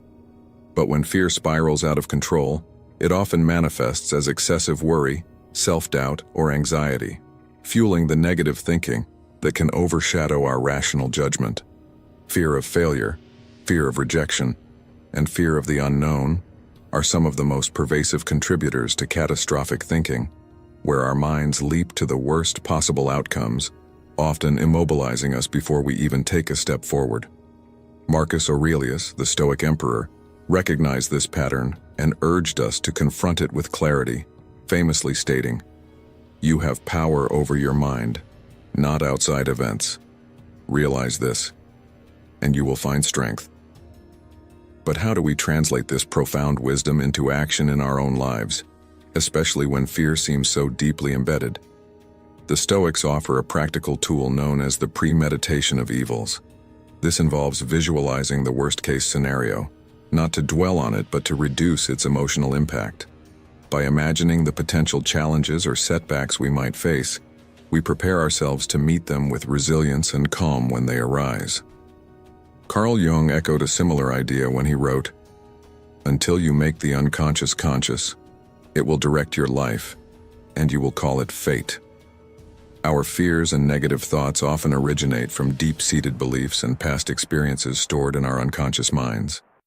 These beliefs, shaped by our early interactions with guardians, teachers, or societal norms, silently direct our decisions and reactions. But when we bring these fears to light, when we question their validity and origins, we rob them of their power. We live in a world dominated by societal and cultural pressures that push us to compare ourselves with others constantly. Social media amplifies this by presenting idealized versions of success, happiness, and beauty, leaving us feeling inadequate. Fear, in this context, often stems from not meeting external expectations, whether in wealth, status, or appearance. Stoicism provides a counterbalance to this by redirecting our focus inward. Instead of seeking validation from external achievements, the Stoics teach us to cultivate internal virtues like wisdom, courage, and justice. Marcus Aurelius reminded himself to focus only on what was within his control, writing, "It is not death that a man should fear, but he should fear never beginning to live." This perspective challenges us to redefine success on our own terms, measuring it not by comparisons but by personal growth and fulfillment. Take the story of Sarah, a mid-career professional considering a significant change in her life, a shift to pursue her passion for writing. Fear grips her as she thinks, "What if I fail? What if I can't make a living? What will people think of me?" These questions reflect a deeper fear of rejection and uncertainty, emotions we all grapple with. But when Sarah applies the Stoic technique of premeditation of evils, she imagines the worst-case scenario, struggling financially, facing criticism, or even failing completely. As she visualizes these outcomes, she begins to see that while challenging, they are survivable. She realizes she can adapt, learn, and grow, even in the face of setbacks. This exercise doesn't remove fear but reframes it, allowing Sarah to take action despite her doubts. Fear also thrives in silence and avoidance. As Carl Jung insightfully noted, what you resist not only persists, but will grow in size. The more we push away our fears, the more they seem to dominate our thoughts and actions. Instead of resisting, Stoicism teaches us to face our fears with curiosity and reason. By acknowledging and analyzing the origins of our fears, we prevent them from festering in the shadows of our unconscious. If you're afraid of public speaking, trace that fear back. Was it a childhood experience of embarrassment, a critical comment from a teacher, or something else entirely? Once you identify the root, you can challenge its hold over you, replacing the narrative of "I'm terrible at this" with "I'm improving with every attempt." This approach fosters not only resilience but also self-compassion. Renewing the mind is at the heart of combating negative thinking and fear. But this renewal isn't about fleeting positivity, it's about profound transformation, a shift in how we perceive ourselves and the world around us. Aristotle encapsulated this process beautifully when he said, "Knowing yourself is the beginning of all wisdom." To renew your mind, start by diving into your thought patterns.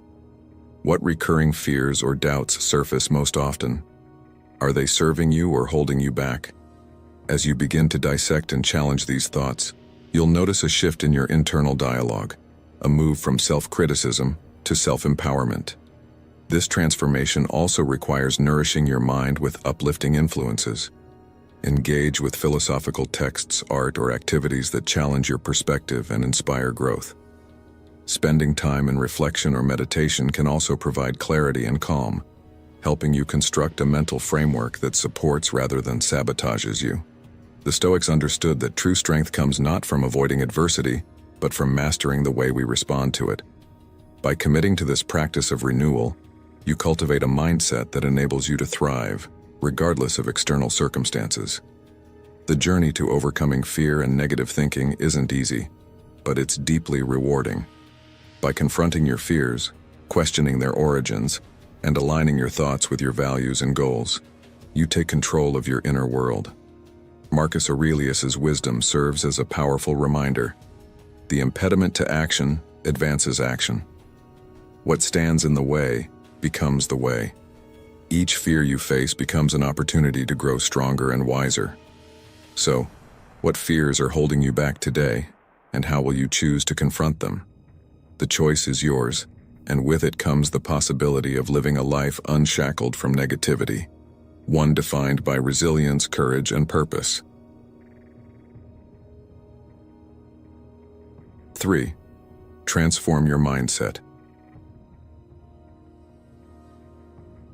Living an examined life, as Socrates emphasized, is not just an intellectual exercise.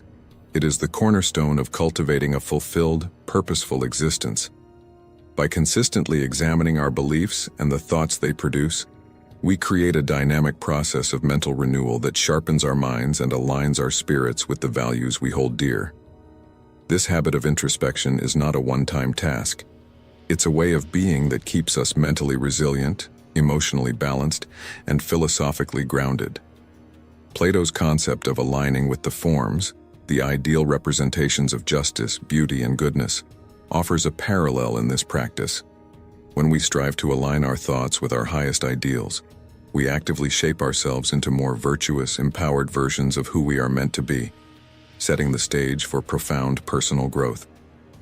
In practical terms, this alignment starts with small, deliberate actions.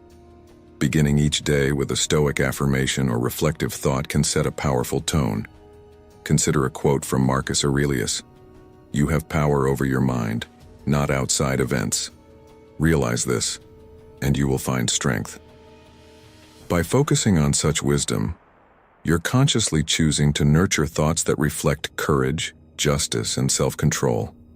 These daily habits are the foundation for renewing your mind and gradually shifting your inner dialogue from one of self-doubt to one of empowerment. The environments we choose also play a significant role in this transformation. Seneca wisely advised, "Associate with people who are likely to improve you." The company we keep can either elevate us or drag us down, and it's essential to surround ourselves with relationships that challenge us to grow, inspire virtue, and foster mutual respect. Aristotle's reflections on friendship further illuminate this idea. He described 3 types of friendships: those based on utility, pleasure, and the good. The highest form, the friendship of the good, is grounded in mutual admiration of each other's virtues and a shared commitment to growth. These relationships are rare but profoundly impactful, as they encourage us to become better versions of ourselves.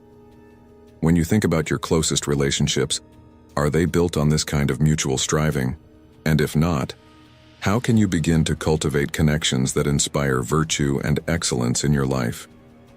Expanding on this, Plato's allegory of the cave beautifully illustrates how our surroundings shape our perception of reality. Those confined to the cave believed the shadows on the walls were the entirety of existence, simply because that was all they had ever known. When one individual escapes and experiences the world outside, they realize the limitations of their understanding and achieve a higher state of knowledge. Similarly, when we broaden our environments to include positive, enlightening influences, we open ourselves to a more expansive and empowering perspective. This shift is not just about exposure but about transformation, a deliberate effort to choose the light over the shadows. Carl Jung's insights into the collective unconscious add another layer to this understanding. According to Jung, shared cultural ideas and archetypes shape how we perceive ourselves and the world. By consciously immersing ourselves in environments that promote positivity and growth, we can shift the narratives that dominate our minds. Instead of archetypes that reinforce fear or inadequacy, we can embrace those that embody strength, wisdom, and self-actualization. Creating an environment of positivity extends beyond social interactions. It involves being intentional about the media you consume, opting for content that uplifts, educates, and challenges you to grow. Books, films, podcasts, and even social media feeds can either reinforce negative cycles or contribute to a more constructive mindset. Think about the last few pieces of media you engaged with. Did they inspire or drain you? Shifting your media consumption to align with your values is a simple but powerful step in creating an internal and external environment conducive to growth. The physical spaces you inhabit also matter. A clean, organized home or workspace is not just aesthetically pleasing, it reflects a disciplined mind. Decorating your environment with symbols of your values, whether through art, quotes, or personal mementos, serves as a constant reminder of the virtues you aspire to embody. This practice aligns beautifully with Stoic teachings, which emphasize the importance of order and reflection. When your surroundings mirror the clarity and discipline you seek, they become a tool for reinforcing your philosophical commitments. Seneca's timeless wisdom encapsulates the spirit of surrounding oneself with positivity. Hang on to your youthful enthusiasms. You'll be able to use them better when you're older. This advice encourages us to cultivate and sustain passions that reflect our better nature, using them as a source of energy and inspiration as we navigate life's challenges.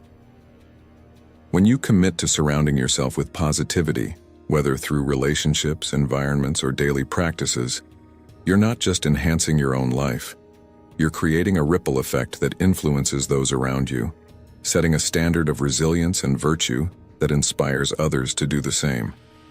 This journey of cultivating an examined, intentional life is not always easy, but it is deeply rewarding, offering the promise of a mind renewed, a spirit aligned, and a life well lived. The physical spaces you inhabit also matter. A clean, organized home or workspace is not just aesthetically pleasing, it reflects a disciplined mind. Decorating your environment with symbols of your values, whether through art, quotes, or personal mementos, serves as a constant reminder of the virtues you aspire to embody. This practice aligns beautifully with Stoic teachings, which emphasize the importance of order and reflection. When your surroundings mirror the clarity and discipline you seek, they become a tool for reinforcing your philosophical commitments. Seneca's timeless wisdom encapsulates the spirit of surrounding oneself with positivity. Hang on to your youthful enthusiasms. You'll be able to use them better when you're older.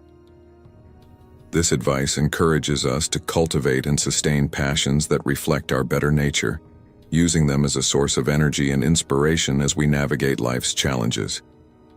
When you commit to surrounding yourself with positivity, whether through relationships, environments, or daily practices, you're not just enhancing your own life.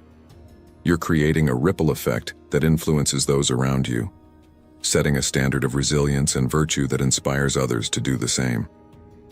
This journey of cultivating an examined, intentional life is not always easy, but it is deeply rewarding, offering the promise of a mind renewed, a spirit aligned, and a life well lived. 4. Turn intentions into actions. Overcoming negative thinking requires more than just understanding or intention. It demands action. The Stoics, ever practical in their wisdom, remind us that ideals are hollow without deeds to bring them to life. Epictetus cuts straight to the point when he says, "First say to yourself what you would be, and then do what you have to do." This profound directive challenges us to move beyond reflection and step boldly into action, aligning our behaviors with the virtues we aspire to embody. In the Stoic view, action becomes the crucible where wisdom, justice, courage, and moderation are not just contemplated, but forged into habits that define who we are. Each deliberate choice becomes a rejection of the negative thoughts that whisper we are incapable, transforming them into a narrative of empowerment and resilience.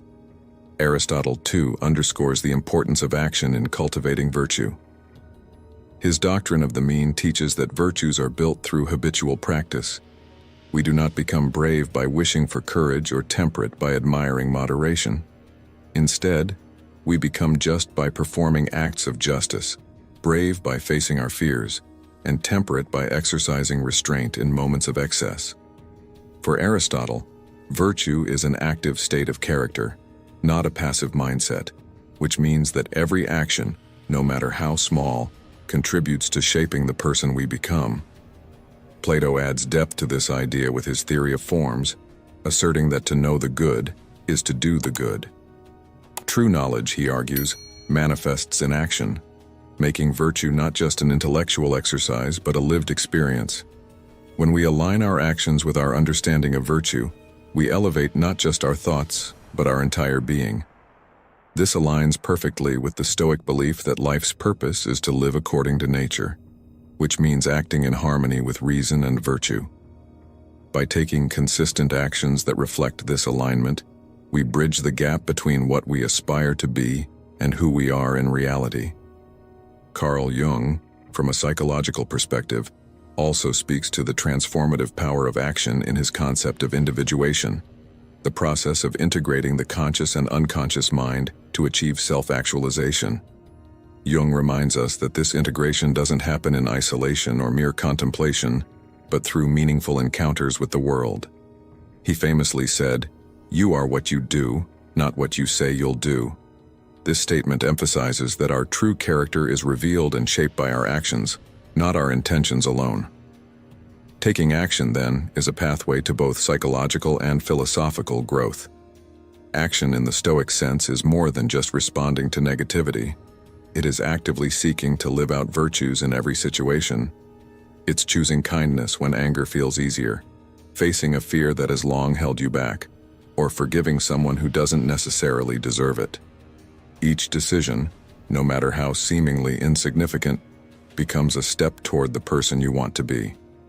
These choices, repeated over time, rewrite your internal narrative, replacing doubt and negativity with confidence and self-assurance.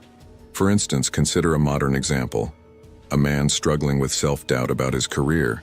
Instead of letting fear dictate his path, he takes small, consistent actions, updating his skills, networking with supportive peers, and seeking out opportunities that align with his strengths. Over time, these actions build not only tangible results, but a renewed sense of capability and worth. Taking action also means reframing life's challenges as opportunities for growth. Stoicism teaches us that adversity is not an obstacle, but a proving ground for virtue. Marcus Aurelius writes, "The impediment to action advances action. What stands in the way becomes the way." This mindset invites us to see difficulties not as barriers but as arenas where we can practice resilience, patience, and courage.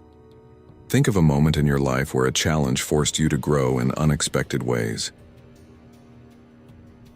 Creating a life of Stoic action also requires intentionality in the environments we cultivate. Seneca's advice is timeless. Associate with people who are likely to improve you. Surrounding yourself with those who inspire and challenge you elevates your mindset and keeps you accountable to your values. Similarly, Aristotle's view of virtuous friendships, as those based on mutual admiration and a shared commitment to growth, reminds us that relationships can either support or sabotage our journey. Seek out communities and connections that align with your philosophical goals, where actions of virtue are encouraged and celebrated. As we take action, it's also important to reflect and adjust. Each choice we make offers feedback: what worked, what didn't, and how we can improve. This process mirrors the Stoic practice of nightly reflection, where we evaluate our day's actions and consider how to better align with our principles tomorrow. This habit not only strengthens our commitment to virtue, but also helps us stay resilient in the face of setbacks, knowing that growth is a journey, not a destination. Understanding and intention, while important, are not enough. True transformation happens when we bring our ideals to life through consistent, deliberate action.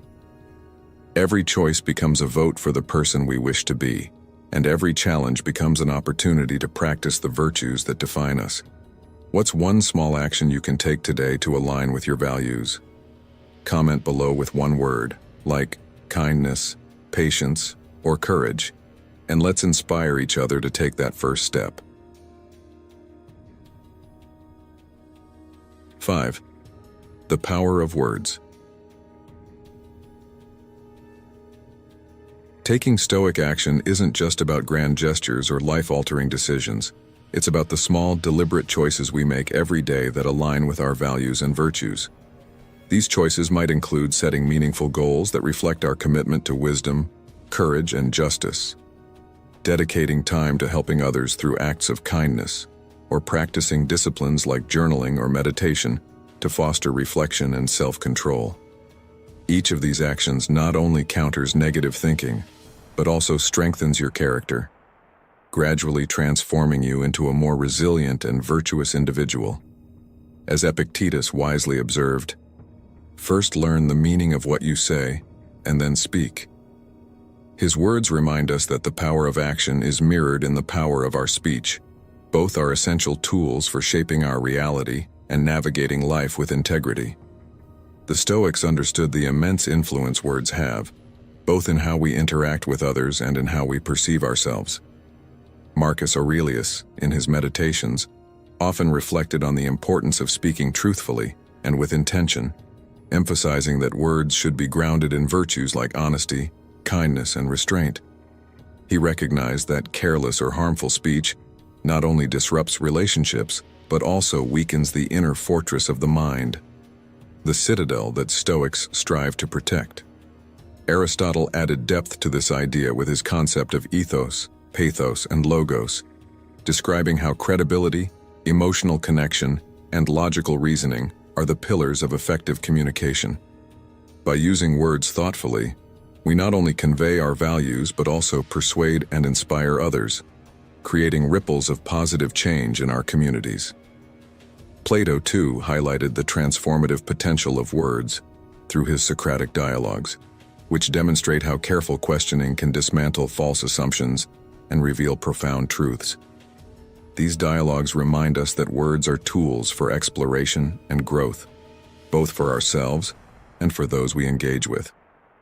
In modern life, this could mean approaching a disagreement with curiosity rather than hostility, asking questions that foster understanding rather than division.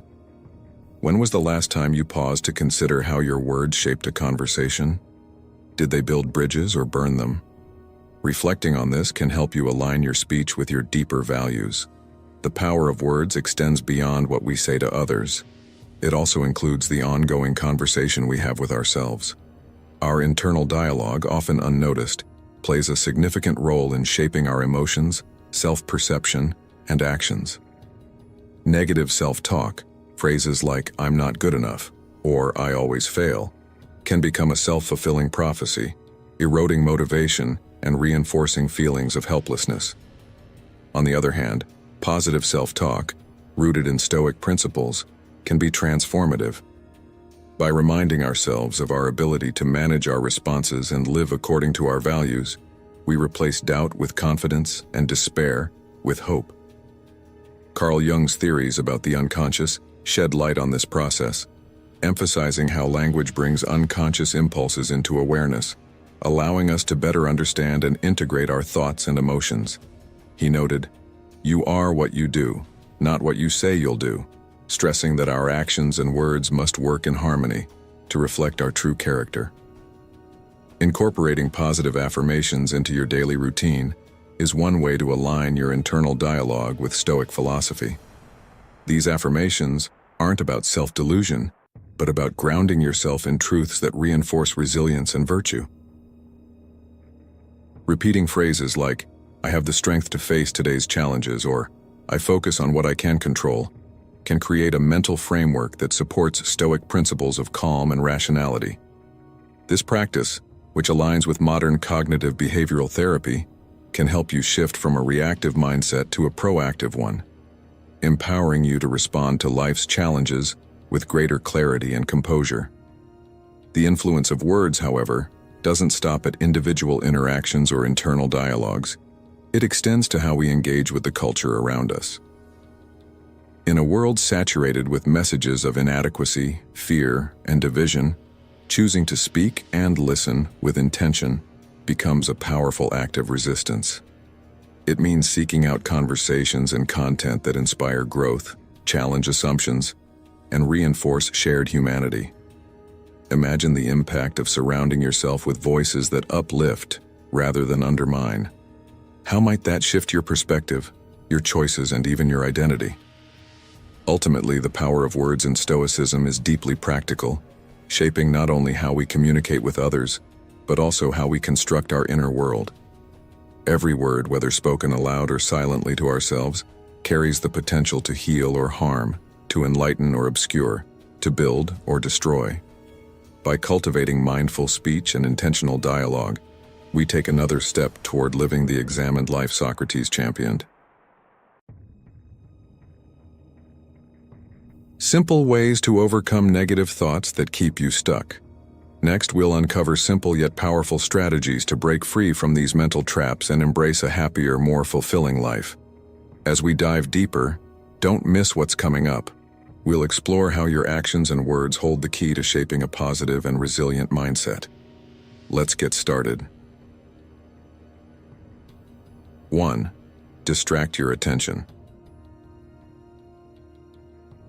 One of the simplest yet most effective ways to tackle negative thoughts is to redirect your attention to something else, something that captures your focus and pulls your mind away from the spiral of negativity. This method isn't about avoiding your problems or suppressing your emotions. Rather, it's a tool to create mental space, allowing you to regain control over your thoughts. Have you ever noticed how time flies when you're fully immersed in a task you enjoy or a movie that grabs your attention? That's the power of purposeful distraction. For instance, you might watch a gripping TV show, listen to music that uplifts your spirit, or dive into a project that challenges your creativity. Each of these activities can act as a mental reset, helping you to break free from the grip of negativity. However, it's crucial to ensure that your distraction is intentional and not aimless. Scattered daydreaming or mindlessly scrolling through social media can actually amplify feelings of unease and negativity, leaving you more drained than before. The key to this approach is choosing activities that engage your attention and align with your interests or goals.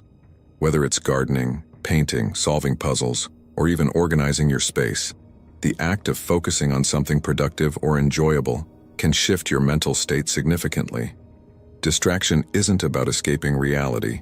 It's about creating a pause, a mental breather, that helps you reframe your perspective. By stepping away from your negative thoughts for a while, you allow yourself to come back to them with greater clarity and emotional balance. Ultimately, purposeful distraction is a tool that puts you back in the driver's seat of your mind. It reminds you that while you may not be able to stop negative thoughts from arising, you can choose how much attention you give them. 2. Change the way you think. Changing the way you think is often the hardest but most transformative step toward overcoming negative thoughts. It's human nature to look outward and blame external factors, fate, family, relationships, or even society, when we feel stuck or unhappy. However, what if the root of negativity is not what's happening around you, but how you choose to interpret it? William Shakespeare captured this perfectly when he wrote, "There is nothing either good or bad, but thinking makes it so." These words remind us that our perspective holds immense power in shaping our emotional state and experience of life. You may not be able to rewrite your past or control every external circumstance, but you can absolutely control how you frame and respond to them. Sarah, a marketing professional, missed out on a promotion she'd been eyeing for months. Her initial reaction was to blame her boss, criticize her coworkers, and convince herself she'd never be good enough. But when she reflected on it later, she realized her own mindset was holding her back. Instead of viewing the setback as a personal failure, she began to see it as an opportunity to improve her skills, build stronger relationships, and grow. Within 6 months, not only had her confidence increased, but she was also offered a better role elsewhere. What shifted for Sarah wasn't her circumstances, it was her perspective. Teaching yourself to think positively isn't about ignoring reality or sugarcoating difficulties. It's about recognizing that you have the power to frame your thoughts in ways that empower rather than diminish you. This doesn't happen overnight. It's a skill that takes time, patience, and practice to develop. Marcus Aurelius, the Stoic emperor, emphasized this in his Meditations. You have power over your mind, not outside events. Realize this, and you will find strength. This Stoic wisdom encourages us to focus on what we can control, our thoughts and actions, rather than wasting energy on external events beyond our influence. Each time you consciously choose a positive interpretation of a situation, you're training your mind to see possibilities instead of limitations. Start by challenging the stories you tell yourself. Are they based on facts or assumptions? If you're faced with a difficult situation, ask yourself, what can I learn from this? How can I grow? Reframing your thinking doesn't mean pretending everything is perfect. It means finding meaning and opportunity even in the most challenging moments. By doing this, you take the first step toward freeing yourself from the mental traps of negativity and despair. The process of changing your mindset is a journey, but it's one worth taking. Each time you choose a positive perspective, you're reclaiming your emotional freedom and building resilience. 3. Stop dwelling on negative thoughts. Negative thoughts are a natural part of life just as positive ones are. They come and go, fleeting and impermanent, yet their impact can linger when we choose to dwell on them. The act of replaying these negative thoughts, examining them over and over in your mind, creates a cycle of anxiety, stress, and self-doubt that only intensifies their grip on you. As Marcus Aurelius wisely observed in his Meditations, you have power over your mind, not outside events. Realize this, and you will find strength. This statement serves as a reminder that while you may not be able to prevent negative thoughts from arising, you can decide how much attention you give them. Dwelling on these thoughts gives them power, making them seem more significant and permanent than they really are. Have you ever found yourself replaying a mistake, a missed opportunity, or a hurtful comment, only to realize later how much time and energy you wasted? Why do we allow these thoughts to take up so much space in our minds? Modern life often exacerbates this tendency to dwell. In an age of constant connectivity and information overload, it's easy to feel overwhelmed by comparisons, societal expectations, or the endless noise of media. The key to breaking free from this cycle is learning to let go and redirect your focus. Letting go doesn't mean ignoring your problems or pretending negative thoughts don't exist. Instead, it means recognizing when you're stuck in a mental loop and consciously choosing to shift your attention to something more productive. Epictetus, the great Stoic philosopher, advised, "It's not what happens to you, but how you react to it that matters." This wisdom emphasizes the importance of action over rumination. When a negative thought arises, ask yourself, is this thought helping me, or is it holding me back? If the answer is the latter, it's time to redirect your energy. One practical way to do this is by engaging in activities that demand your focus and bring you joy. This could be as simple as going for a walk, reading a book, or calling a friend to share a positive memory. Another effective technique is journaling, writing down your negative thoughts and then challenging their validity. Additionally, practicing gratitude can help reframe your mindset. When you feel overwhelmed by negativity, take a moment to list 3 things you're grateful for. They don't have to be grand or life-changing. Small joys like a good cup of coffee, a meaningful conversation, or a moment of quiet reflection can shift your focus away from what's wrong and toward what's right. This simple practice not only disrupts the cycle of dwelling, but also reinforces a more positive outlook on life. Finally, it's important to surround yourself with people and environments that support your mental well-being.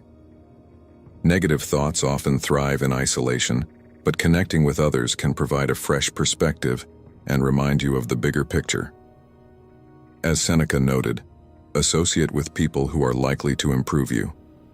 By seeking out uplifting relationships and engaging in meaningful conversations, you create a support system that helps you navigate difficult moments without getting stuck in negative thinking.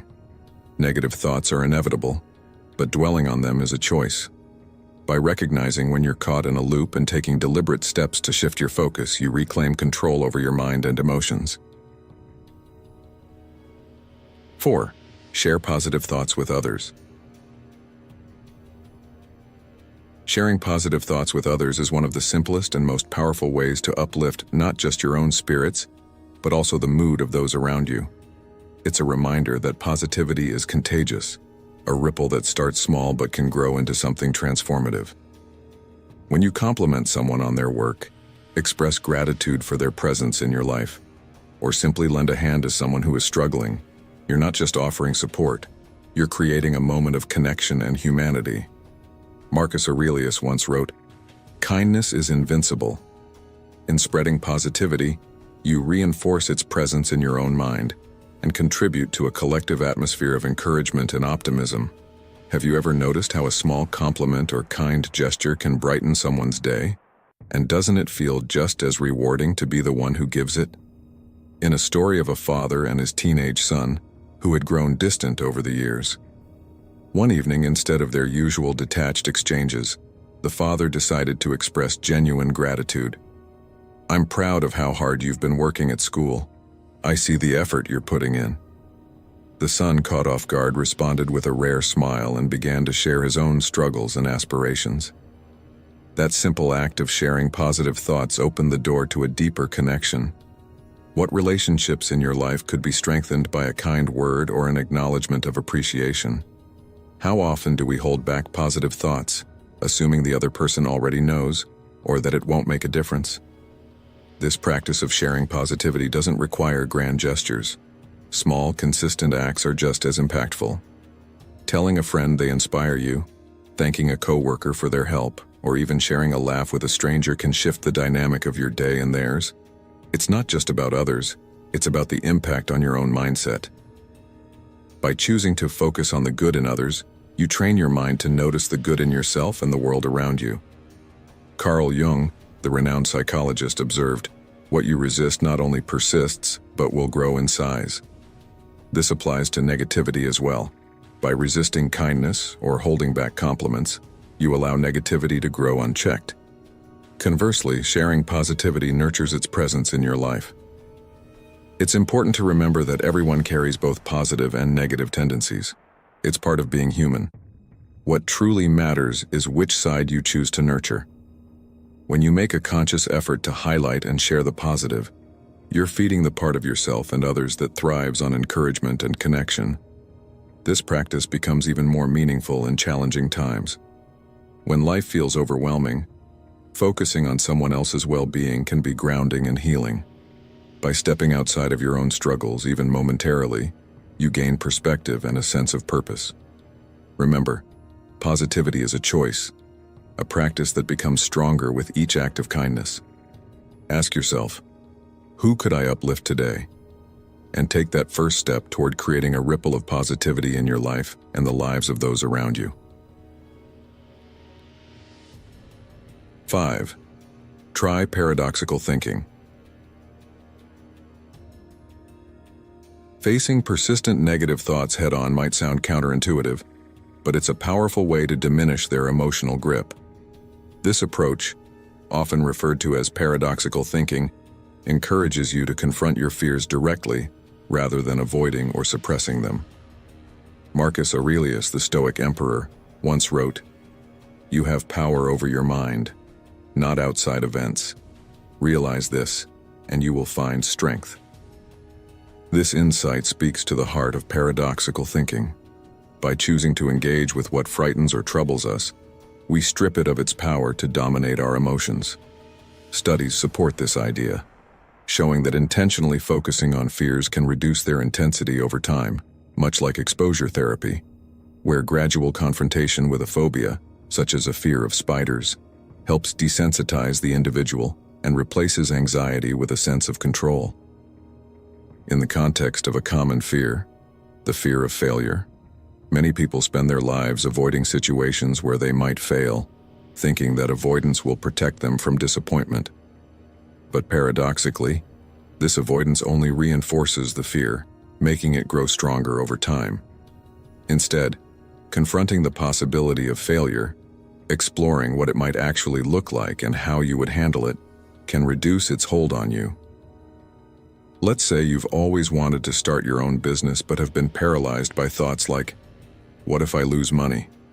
What if I can't make it work? By taking time to fully imagine the worst-case scenario, losing money, struggling to find clients, or even closing the business, You might realize that while these outcomes would be challenging, they are also survivable. This exercise doesn't eliminate risk, but it reframes it, turning fear into a problem to be solved rather than an insurmountable obstacle. Paradoxical thinking can also help with existential fears, such as anxiety about death. This fear, deeply ingrained in many of us, can manifest in subtle ways. Hesitating to take risks, avoiding conversations about aging, or feeling overwhelmed by the passing of time. Instead of suppressing this fear, consider directly reflecting on it. The Stoics encouraged this practice, known as premeditatio malorum, the premeditation of evils, where you imagine the worst outcomes not to dwell on them but to prepare your mind. Seneca, another great Stoic, reminded us, "It is not that we have a short time to live, but that we waste a lot of it." By confronting the inevitability of death, you can gain clarity about what truly matters in life and find the courage to focus on what you value most. While this method can be incredibly effective, it's important to recognize that it isn't for everyone. For those who are especially sensitive or prone to overwhelm, facing fears head-on might intensify anxiety rather than reduce it. If that's the case, consider starting small, choosing a manageable fear or concern and approaching it gradually, much like dipping your toes in the water before diving in.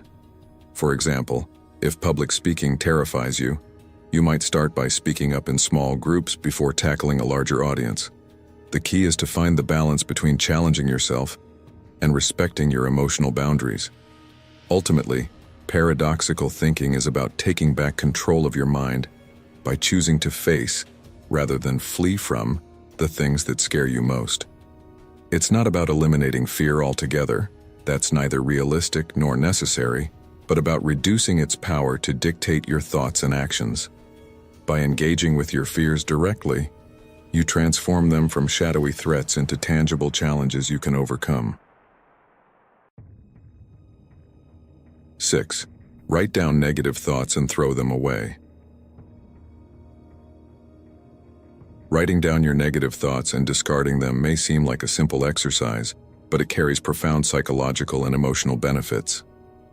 This act is more than just scribbling on a piece of paper. It's a tangible way to separate yourself from the mental clutter that often holds you back. When you put your negative thoughts into words, you give them a form, making them easier to examine and challenge. Marcus Aurelius, the Stoic emperor, emphasized the importance of identifying and analyzing one's thoughts when he wrote, "The soul becomes dyed with the color of its thoughts." Writing these thoughts down allows you to see them for what they are, just thoughts, not facts, empowering you to release their hold over you. But the act of physically discarding the paper, whether by throwing it away, shredding it, or burning it, symbolizes your choice to let go of negativity and focus on what truly matters. Think of it like cleaning out your mental closet. Just as clutter in your home can make you feel overwhelmed, unresolved negative thoughts can create mental chaos. Writing them down is like taking inventory of that clutter, deciding what no longer serves you and then removing it. If you're feeling stuck at work and find yourself repeatedly thinking, "I'll never be good enough to advance," writing it down helps externalize the thought. Once it's on paper, you can look at it more objectively, asking yourself, "Is this really true? What evidence do I have to support this belief?" Often you'll find that these thoughts are exaggerated or unfounded. Discarding the paper reinforces your decision not to let those negative beliefs define you. In life, where stress and self-doubt often come from constant comparisons and unrealistic expectations, this practice can provide a much-needed mental reset.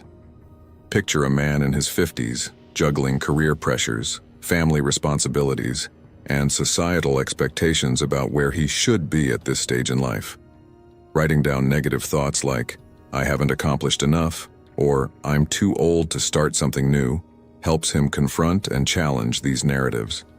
By physically discarding these thoughts, he signals to himself that he's ready to replace them with more constructive ones, such as, "I've gained valuable experience, and it's never too late to pursue growth."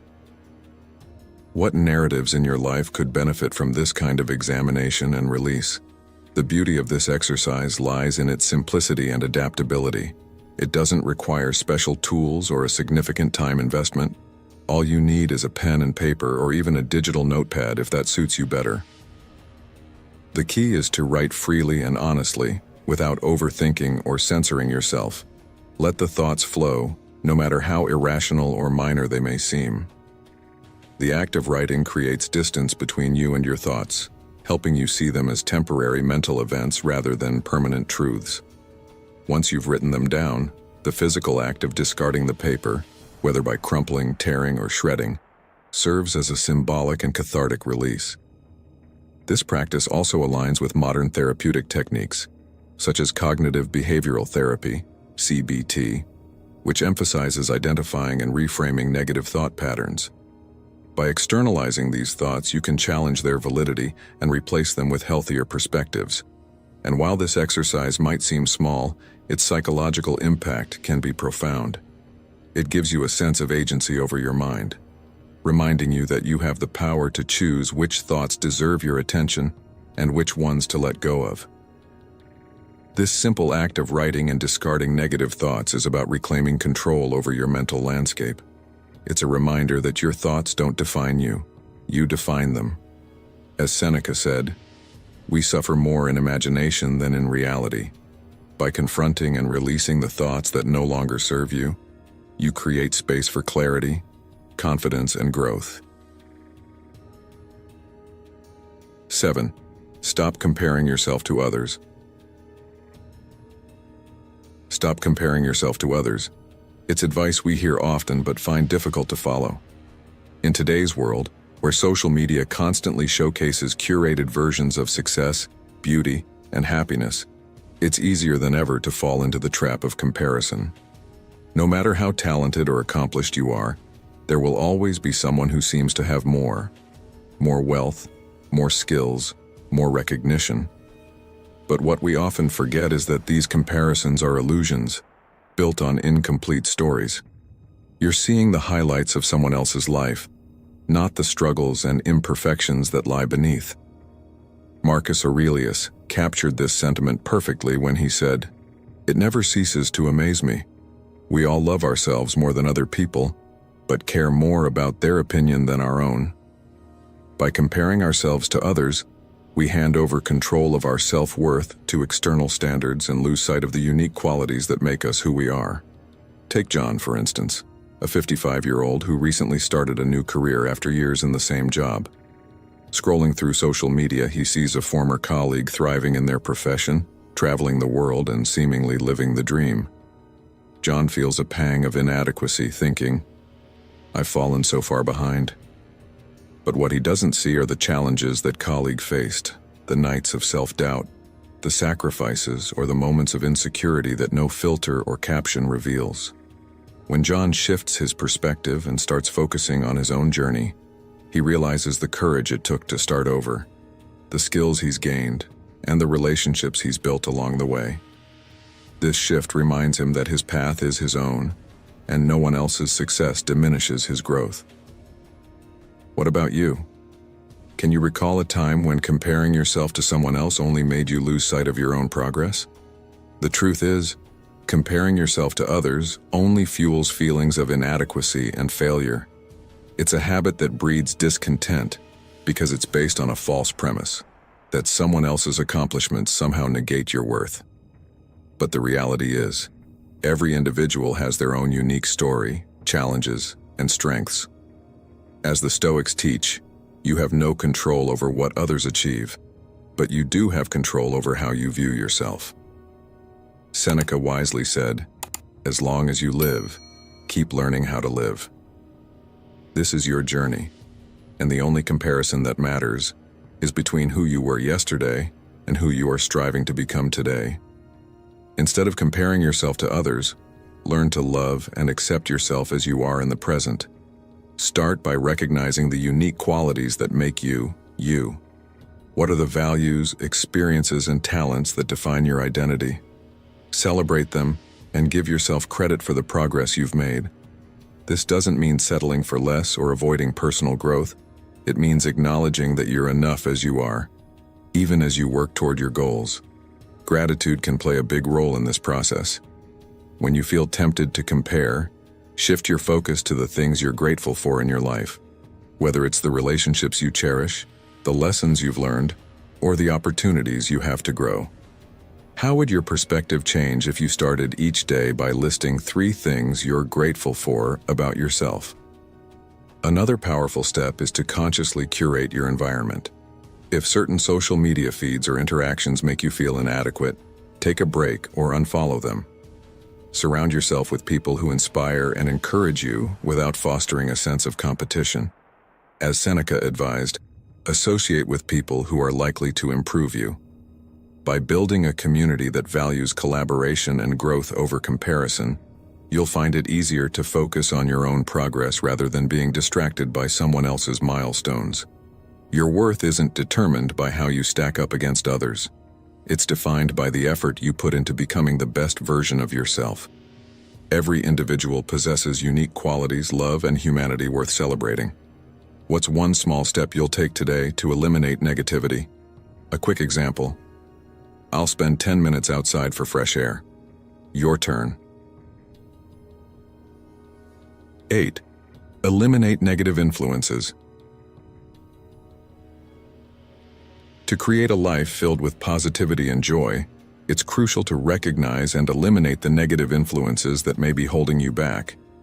These influences can come from various sources: pessimistic people who drain your energy, environments that perpetuate negativity, or even harmful habits like excessive drinking, drug use, or isolating yourself. While these behaviors or relationships may provide a temporary escape, they often lead to long-term consequences, deepening feelings of frustration and hopelessness. Marcus Aurelius, the Stoic philosopher, once wrote, "The soul becomes dyed with the color of its thoughts."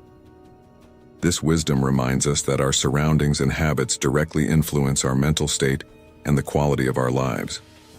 So, if negativity surrounds you, it's time to take action and reclaim control over your environment and mindset. Begin by evaluating the people in your life. Are there individuals who constantly criticize, complain, or bring you down? While it's important to show empathy, you also need to protect your mental and emotional well-being. Distancing yourself from toxic relationships doesn't mean abandoning others. It means setting healthy boundaries that prioritize your growth and happiness. Surround yourself with people who uplift and inspire you, those who encourage your ambitions and help you see the positive side of challenges. As Seneca wisely advised, associate with people who are likely to improve you. Who in your life brings out the best in you, and how can you spend more time fostering those connections? Negative influences aren't limited to people. Your habits and environment also play a significant role in shaping your mindset.